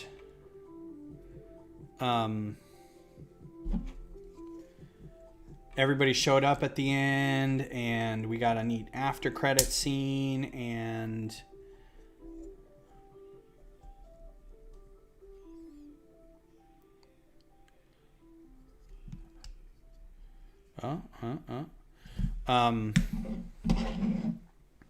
the action was fun. Got to see those droids. That was cool. That was super cool. Like I instantly started making another, like trying to figure out how to make those. That was fun. I thought him and Mando fighting together was really cool. Coming out in the jetpacks, I'm like, yeah, super great. I don't know. I feel like I watch it and I enjoy it, and then I go watch all these YouTube videos and read up in Reddit about it's like it's terrible, it's pedestrian, it's blah blah blah, and I'm like, okay, well, I guess I'm a terrible pedestrian because I liked it. So what?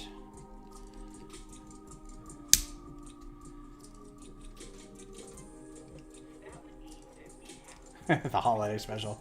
So you know what, Brad? I kind of agree with that a little bit. Like, I was actually theorizing that they were going to get their butts kicked and they were going to have to leave the planet. And they were going to have to come back and like fight for it somehow or something, or go into hiding in a different part of the planet and then come back and try to take it back and all this kind of stuff. So I am a little like, that was probably a bit too easy. But I have a theory that I don't think there's going to be a season 2. I had this theory that the Mandalorian will have different books. We have the book of Boba Fett, and then later we'll have like the book of somebody else, the book of Skywalker, the book of Ahsoka, or something like that. That's just my theory. But I think they're probably just going to do a season 2, and it's going to be Cobb Vanth, and he's going to be like half robotic and some weird nonsense.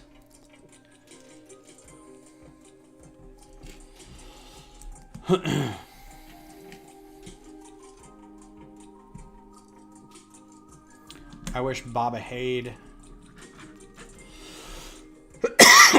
had more fight time too. Didn't seem as badass as he could have been. Book of Cade, since he's still alive. Oh, you think he's still alive, huh? Yeah, they didn't flatline him, did they? Nope. They're gonna come back and see that his hat's gone. Or his hat's there, but he's gone. Something. I don't know. Nobody ever dies. It's like X-Men comics. Nobody's ever really dead.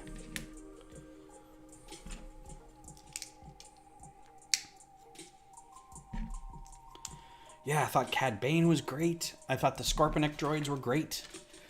I thought the last stand in front of the shelter was great. I thought, what's her name? Pelgo? Her and her interactions with the Major Domo guy, who was also awesome. He was great. His delivery was just super fun. The one thing I didn't like, and we're really drifting into, like, if you haven't seen it and you don't know what's going on, I'm very sorry. I hope you're not watching currently. But the one thing I didn't like was the Gamorrean guards. Like, they got done dirty, I think. Like, they showed that they were equal to the task of protecting Boba Fett out in the streets. And to have them just kind of like pushed off a cliff like lemmings, I think was a little kind of crap. Like, I would have liked them to show back up somehow, but I don't know. I felt a little bad about that. Flippity flip.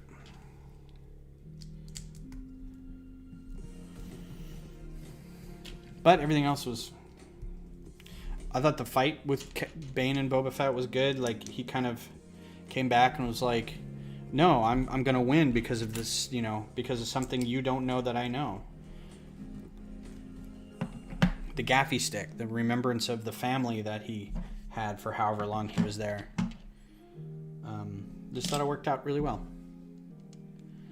They got the scream down from the Wilhelm scream.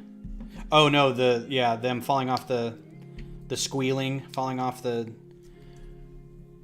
spaceport flats area. I mean, it was kind of terrifying, honestly, like being backed over a cliff. It's like you can either fight or you can get backed off a cliff, and they just got backed off a cliff. So it was kind of like, oh shit. But it didn't seem like they put up much of a fight. Also, hang on. I am also getting tired of Tatooine. It's like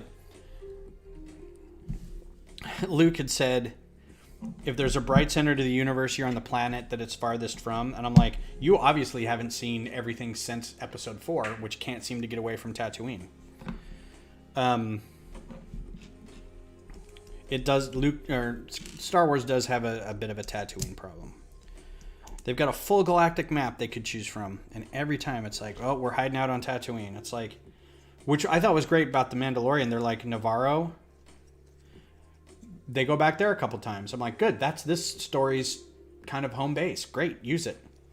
Nope, we're going to go to Tatooine again. I'm like, oh, all right. I like the mod crew. I think they're great. I think they serve a purpose. I think they are a reminder type of thing. The execution may not be perfect. The execution may not be great, but I appreciate what they're there for. But I am in the minority. I realize that. I like, despite the fact that they're all shiny and stuff, the Freetown denizens were like city rats. They called them city rats, which I thought was great. It's like, you guys realize you look like dirt farmers and you're calling these guys city rats. It's like, who's winning on Tatooine? Anybody? The one thing I didn't like was, so Trandoshans and Wookiees have a history. And you send the only Wookiee on your team, ostensibly the only Wookiee currently on the planet, to go sit in the middle of Trandoshan occupied part of the city. Like, send him wherever the Aqualish were or wherever the Nikto were. Don't send him in the middle of... I mean, that's just... I was like, that was really poor planning on whoever thought that up. It's like, you're sending the guy to get murdered is what you're doing. That bit was hard to watch when they're swarming him in the steps of that building. I'm like, oh man, this is not going to end up good for Santo.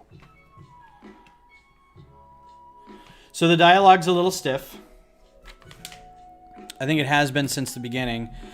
Honestly, some of the dialogue in Mandalorian was a little stiff. Like, I'm not going to lie.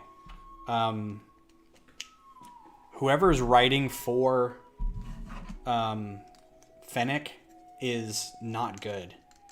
Like, her lines are, and it's Ming-Na Wen, and I'm like, I know your deliveries, I know it's not your delivery, but it's just like, I don't know.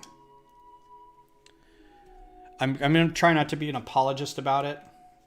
If you didn't like it, you didn't like it. Nothing I can do about it. And we'll just agree to disagree, and we'll go on liking our own things. Excuse me. All right, so here's your drive shaft, and I've heard that this is the only good place to pick up the whole set, is right there. You kind of have to pick it up like that. And why wouldn't they go to the head of the pikes first and take him out? That would have solved a lot of this. So that's what I thought. Like when he said, or when Fennec was like, I'm going to go take out the command and control. Okay, you're going to go find the guys and kill them. And that should solve this whole thing, right? It's like if you didn't stop along the way to help the doofuses, maybe this could have all been solved.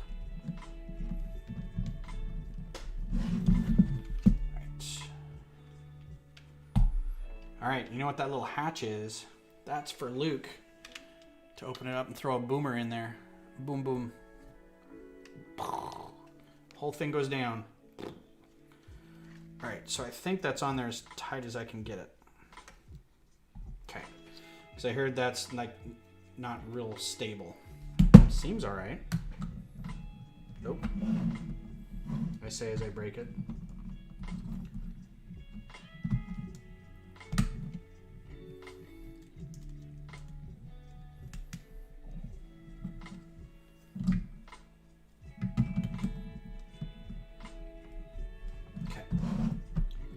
F.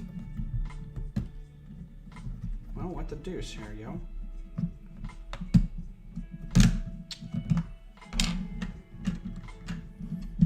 It's all coming apart.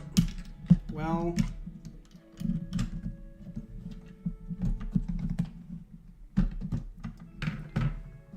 that wasn't good.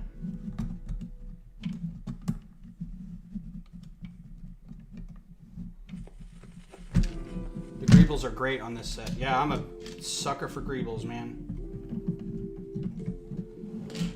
Alright, let's do this again. This time don't pry it all off with your giant mitts.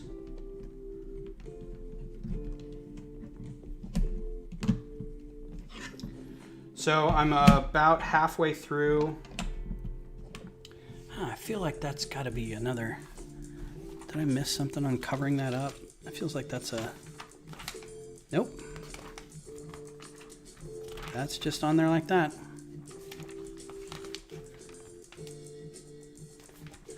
I'm about halfway through the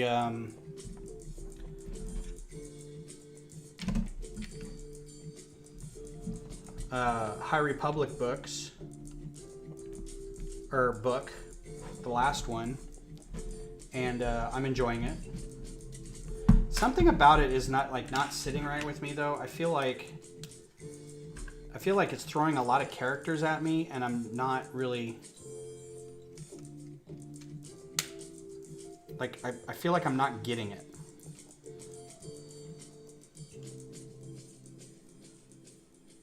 So I don't know if that's just me or what, but I like the action and I like the introduction to the new stories. I also think Claudia Gray is a fantastic author.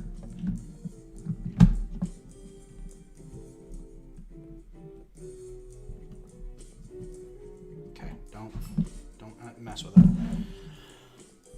I'm not going to say anything about it. It's really good. Have you read any of the YA? What's up, Doc? How goes it? The YA ones, because there's one YA one and I think you might like that Claudia Gray also wrote, and there's a character in it. It's reintroduced in this one too. Put this out here so you can kind of see it. That is what I feel is like one of the greatest characters in literary history. It's a character named Geode.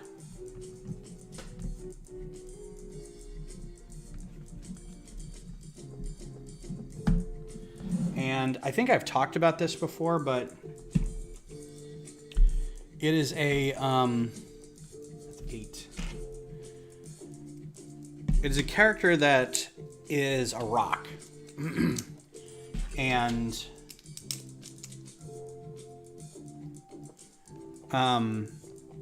it's, have you seen Deep Space Nine, Star Trek Deep Space Nine, where there's the character Morn? Now, Morn is a character that just sits at Quark's bar and never speaks. But doesn't speak because he can't speak. He doesn't speak because there's this conditional aspect to the character. He's always prevented from speaking. Oh, this was ×2. Somebody always interrupts him and says something like, oh, don't give me more of your lines, or, oh, I already know how you feel about this. You don't need to ruin my day. Or, you know what? If you wanted to say something, you would have by now. Like, there's always a reason for them to interrupt him. That's part of this larger character, that the only way you know about this character is through other people interrupting him or telling stories about him when he's not there. Another good example is if you watched Frasier back in the day, or on repeats, I guess. There's the character of Niles' wife, Maris. Now, you never meet Maris. I don't remember us ever meeting Maris. But you hear all these things about her, and it develops this character about her. So the character never develops on their own. They're developed by other people talking about her. So there's this character in these new books that's a lot like that. His name's Geode, and he's a rock. He's something. He's a Vernilian or something like that, whatever the species is. But every time they talk to him, he's perfectly still. He's not moving because he's a rock. He doesn't have a face. He doesn't have eyes, as far as I can tell. They don't describe him with having any features other than he's a big rock. But everybody who interacts with him is interacting in a way that, like, they know him. Like, his co-pilots or his shipmates are like, oh, it's just him being grouchy. Or him, he's such a flirt. Or you'd be surprised how quick he can be. Or, stuff like that where you're like, what? And there's always a new person who kind of stumbles on this group and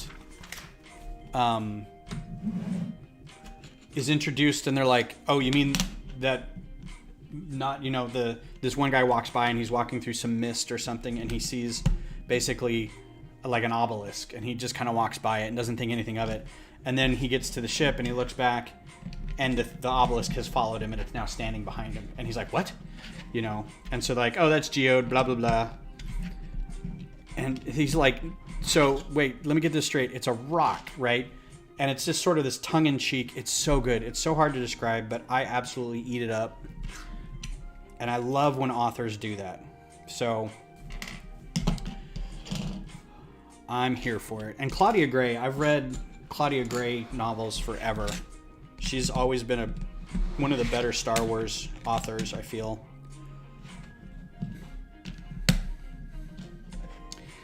Although I think she did The Truce at Baccarat, which is not... No, The Truce at Baccarat is all right. I'm trying to remember. She did she did one of the Legends books about Princess Leia. The Courtship of Princess Leia, I think. I think that was her. And that was kind of like a... That was like a Beverly Crusher making out with a dead guy kind of novel. You're like, oh, good gravy. How far out does that go? There? I think that's where it goes.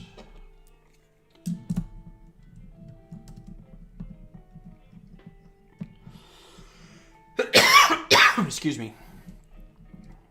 So yeah, I'll try not to ruin. There's not much to ruin. It's pretty straightforward plot-wise. I don't think I did that right.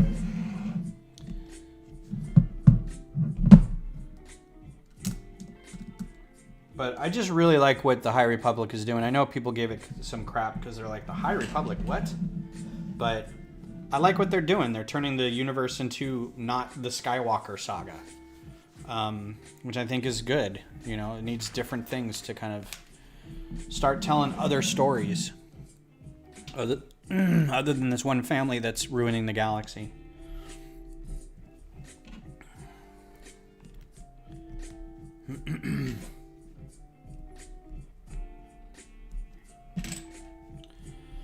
All right, so again, for those of you who are still here, I will not be doing the AT-AT anymore on YouTube. I'm just going to do on Twitch from now on. So, on, let's say Saturday morning, since this is new and I'm making it up as I go, Saturday morning I'll have to check my schedule and make sure I don't have anything going on with my kids in guard, and I want to make sure that we don't have a tournament or something. But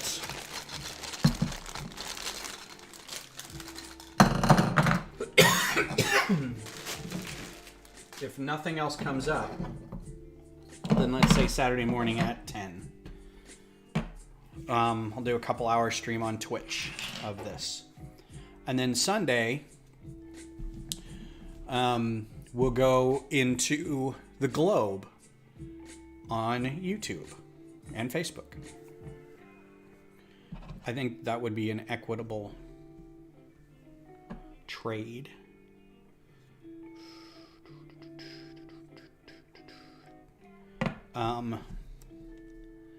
There's a way this works. Not that way. What?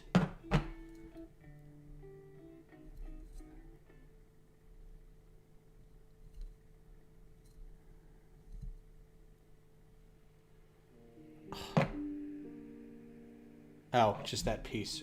Yeah, I know that. But which way does this piece go?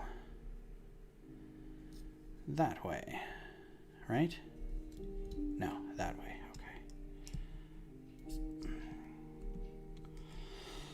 Okay. Excuse me again. I appreciate it, Kodiak. I know it's not your favorite format, so I appreciate you coming by at all. Means a lot.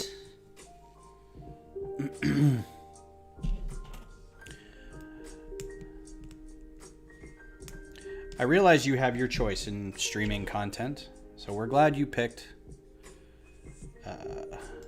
Bank of America. And now, when I'm done here, I'm going to go stay up all night watching replays of what happened on the men's halfpipe tonight. Nobody spoil anything. Nobody say anything.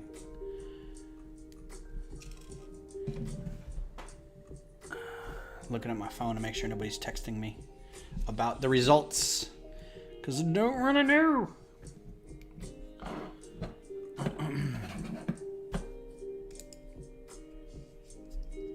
I do what I can to support my friends. I appreciate that.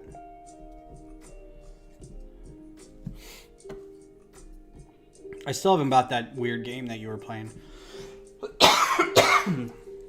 I did pre-order the Lego game so I could get the Luke with the blue milk. And then I think I'm going to either order... I don't think I'm going to pre-order, but I'm definitely just going to order Horizon Zero Dawn Forbidden West Is it Horizon Forbidden West or Horizon Zero Dawn Forbidden West?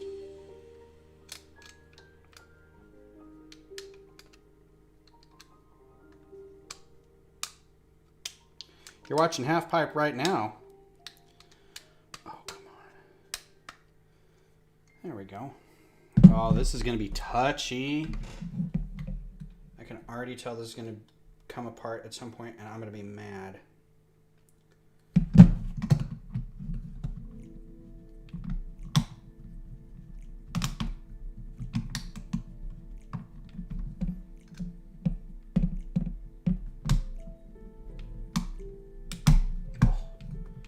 Okay, is that all on there good? Okay. Yeah, this is great. It's so, I mean, like, if you put something together like that and it was a train or a tank, people would be like, that's amazing. Look what you did there. That's so baller. Good work, you.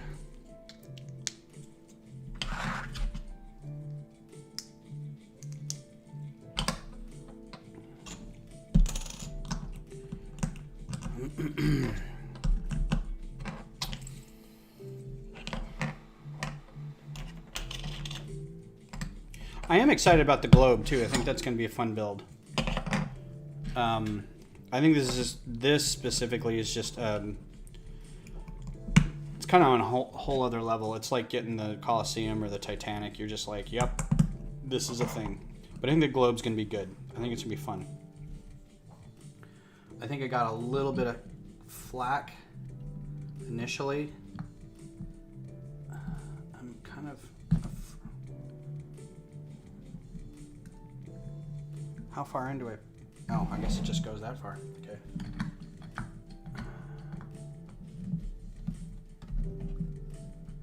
Okay, good. Outer Wild, seriously, you should play it. I kind of want to, but it... What? What did I miss? When did that step happen? I say, I got all these pieces. I see what it is. I just...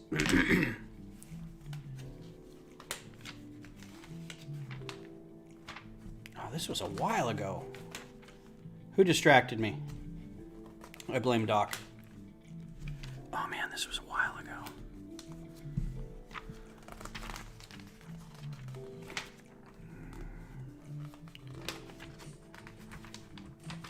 Holy shinkies. Are you kidding me? Yeah, wow. Oh, I jumped right over it because this was like new bag and it went right here. And I didn't see this part at all. Right at the beginning of the bag, man. Wow, I hope I can still get those on there. It's gonna be a problem.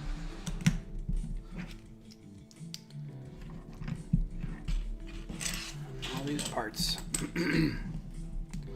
So I think the globe's going to go really well. I'm going to reorganize like displays a little bit. I think it's going to go really well with the ship in the bottle. I think they've got that similar sort of nameplate thing on the bottom. And I'm excited to put them together. Okay, good. That didn't look like it was too much of a problem.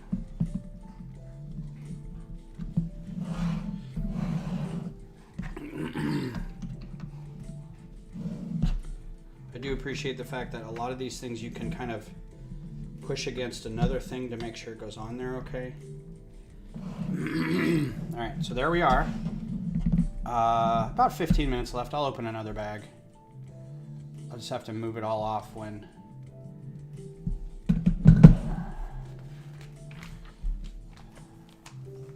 it's done. Bag 3.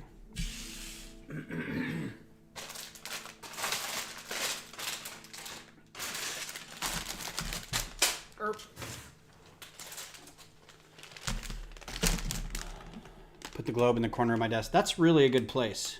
Now I think about it. Yeah, it does kind of look like that tank from that Landau tank. That uni-wheeled thing.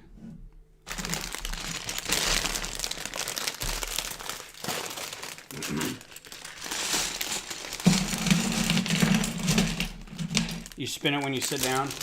Do you come back and visit it in the dark? Doesn't it have some glowing tiles or something that you can come back and look at?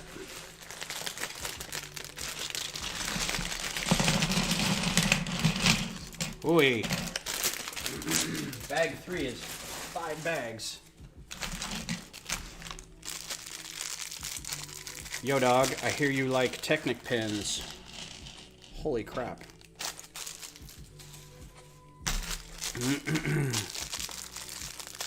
It's very big. Okay. Yeah, the boxes.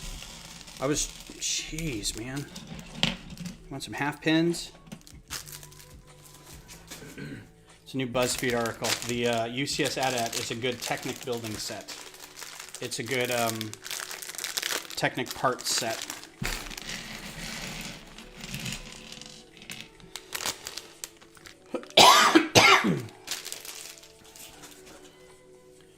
They don't glow too well, though. I don't think Lego is known for its glowing capabilities, honestly.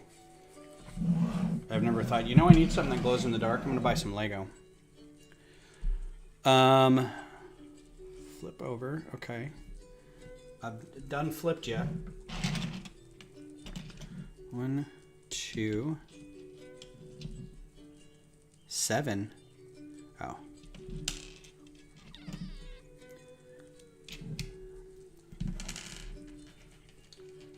One,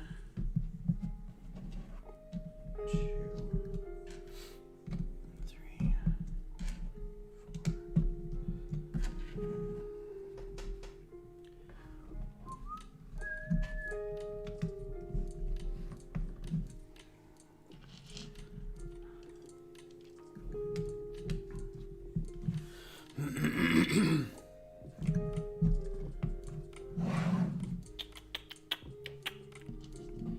So now that Boba Fett's done, I'm going to go back and rewatch it and see if there's a difference in binging versus... Because sometimes you binge a show and you can see that it kind of flows a little better versus the week to week. I think Wheel of Time was like that for me. Like, I watched it all the way through and then got through the finale and I was like, now if I just watch it all at once, it seemed to work a little better. Expanse didn't seem to make a difference either way. It was fine no matter what, but some shows I think work a little better. You know what show I need to finish is Peacemaker. I didn't, I got like 3 episodes in.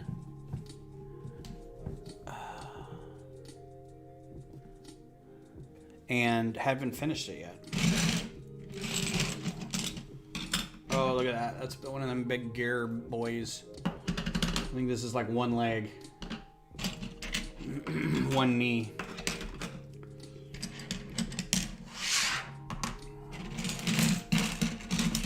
All the internals for the knee.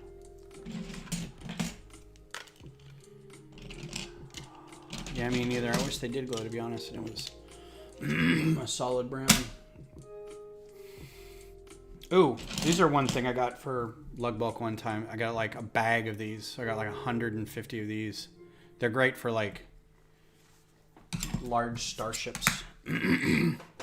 Yeah, it's different. It's definitely different. I'm still, it's weird because I watched like 3 episodes and I'm still not 100% sure what I'm watching, but I like it.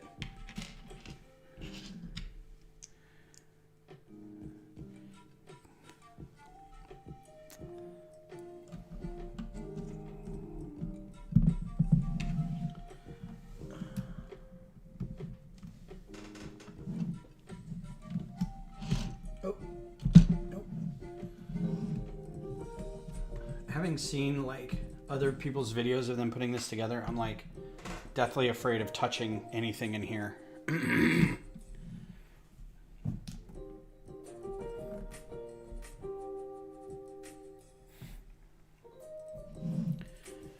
Okay, I got that, and I got that. This is times 2. Should I build them simultaneously? Let's try building it simultaneously.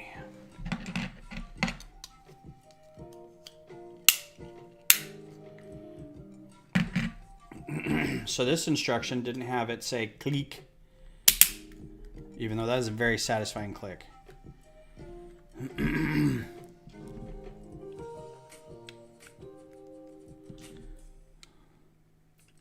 This sounds like Bill Wirtz. Do you guys know Bill Wirtz on YouTube?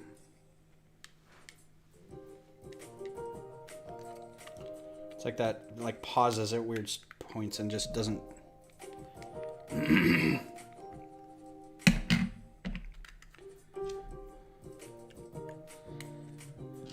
Favorite line was when he yelled freedom when doing something not for kids. That whole bit with the cat lady in the 3rd episode, that was weird. James Gunn loves doing stuff with music that doesn't go, you think, with the current scene, and then suddenly it does go with the current scene. You're like, I didn't know I needed that in my life.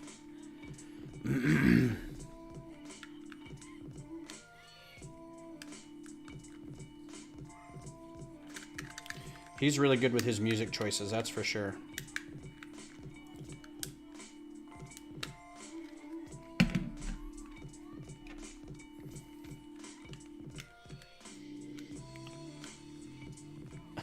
Is that Bill Wirtz? That sounds like it. I always like his history of things.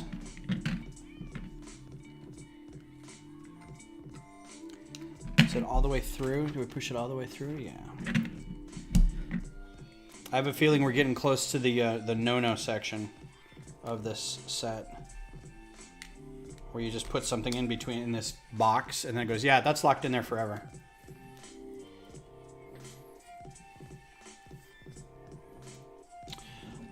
That reminds me, there's a TikTok guy I watch, and it's like,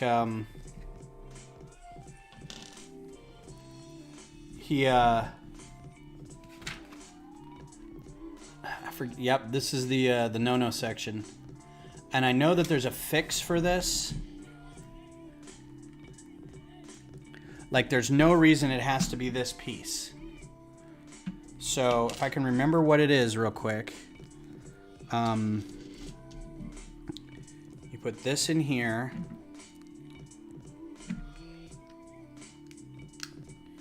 And then instead of this, I think it's you use like 3 bushings or 2 bushings. So, because here's the thing.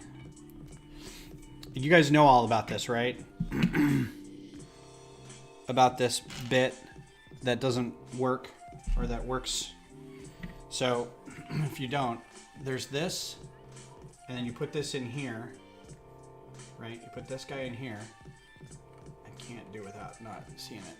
And then there's this with the push pin on the back, or the plug, and it goes in here like that, and then locks in here.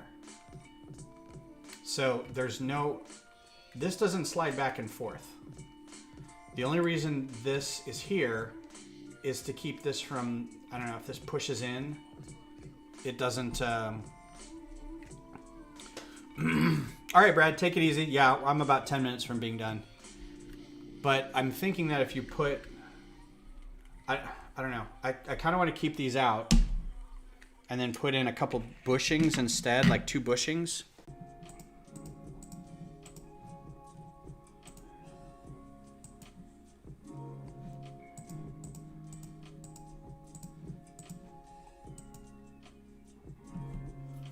Hey, are we still there? I kicked the network cable out. Instead of going to Wi-Fi, it just disconnected my entire internet. So that was fun. And I don't remember where I put my things. There we go. So I think instead of...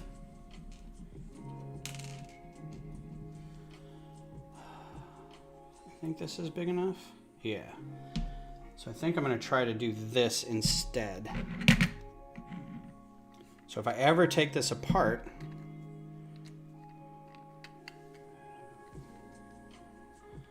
I can get it apart easier. And I don't need any of these bushings. I got so many of these.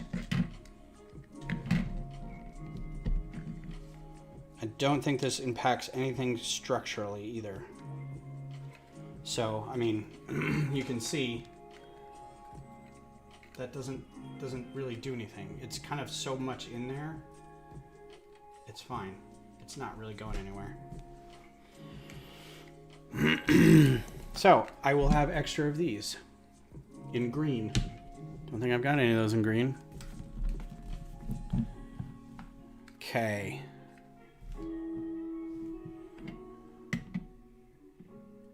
Oh, that's flipped over. Now we flip it over again. And do...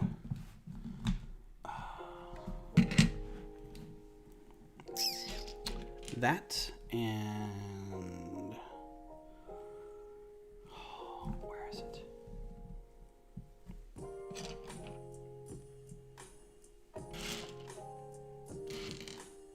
Really? You're not going to put all the Technic pieces in the same location? I think I lost everybody in the chat, and that's okay.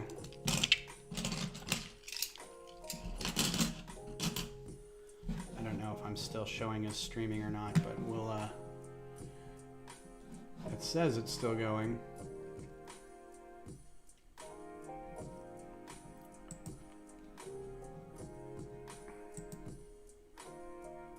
So I'm assuming it picked back up. 2 minutes. It means it's a whole different stream.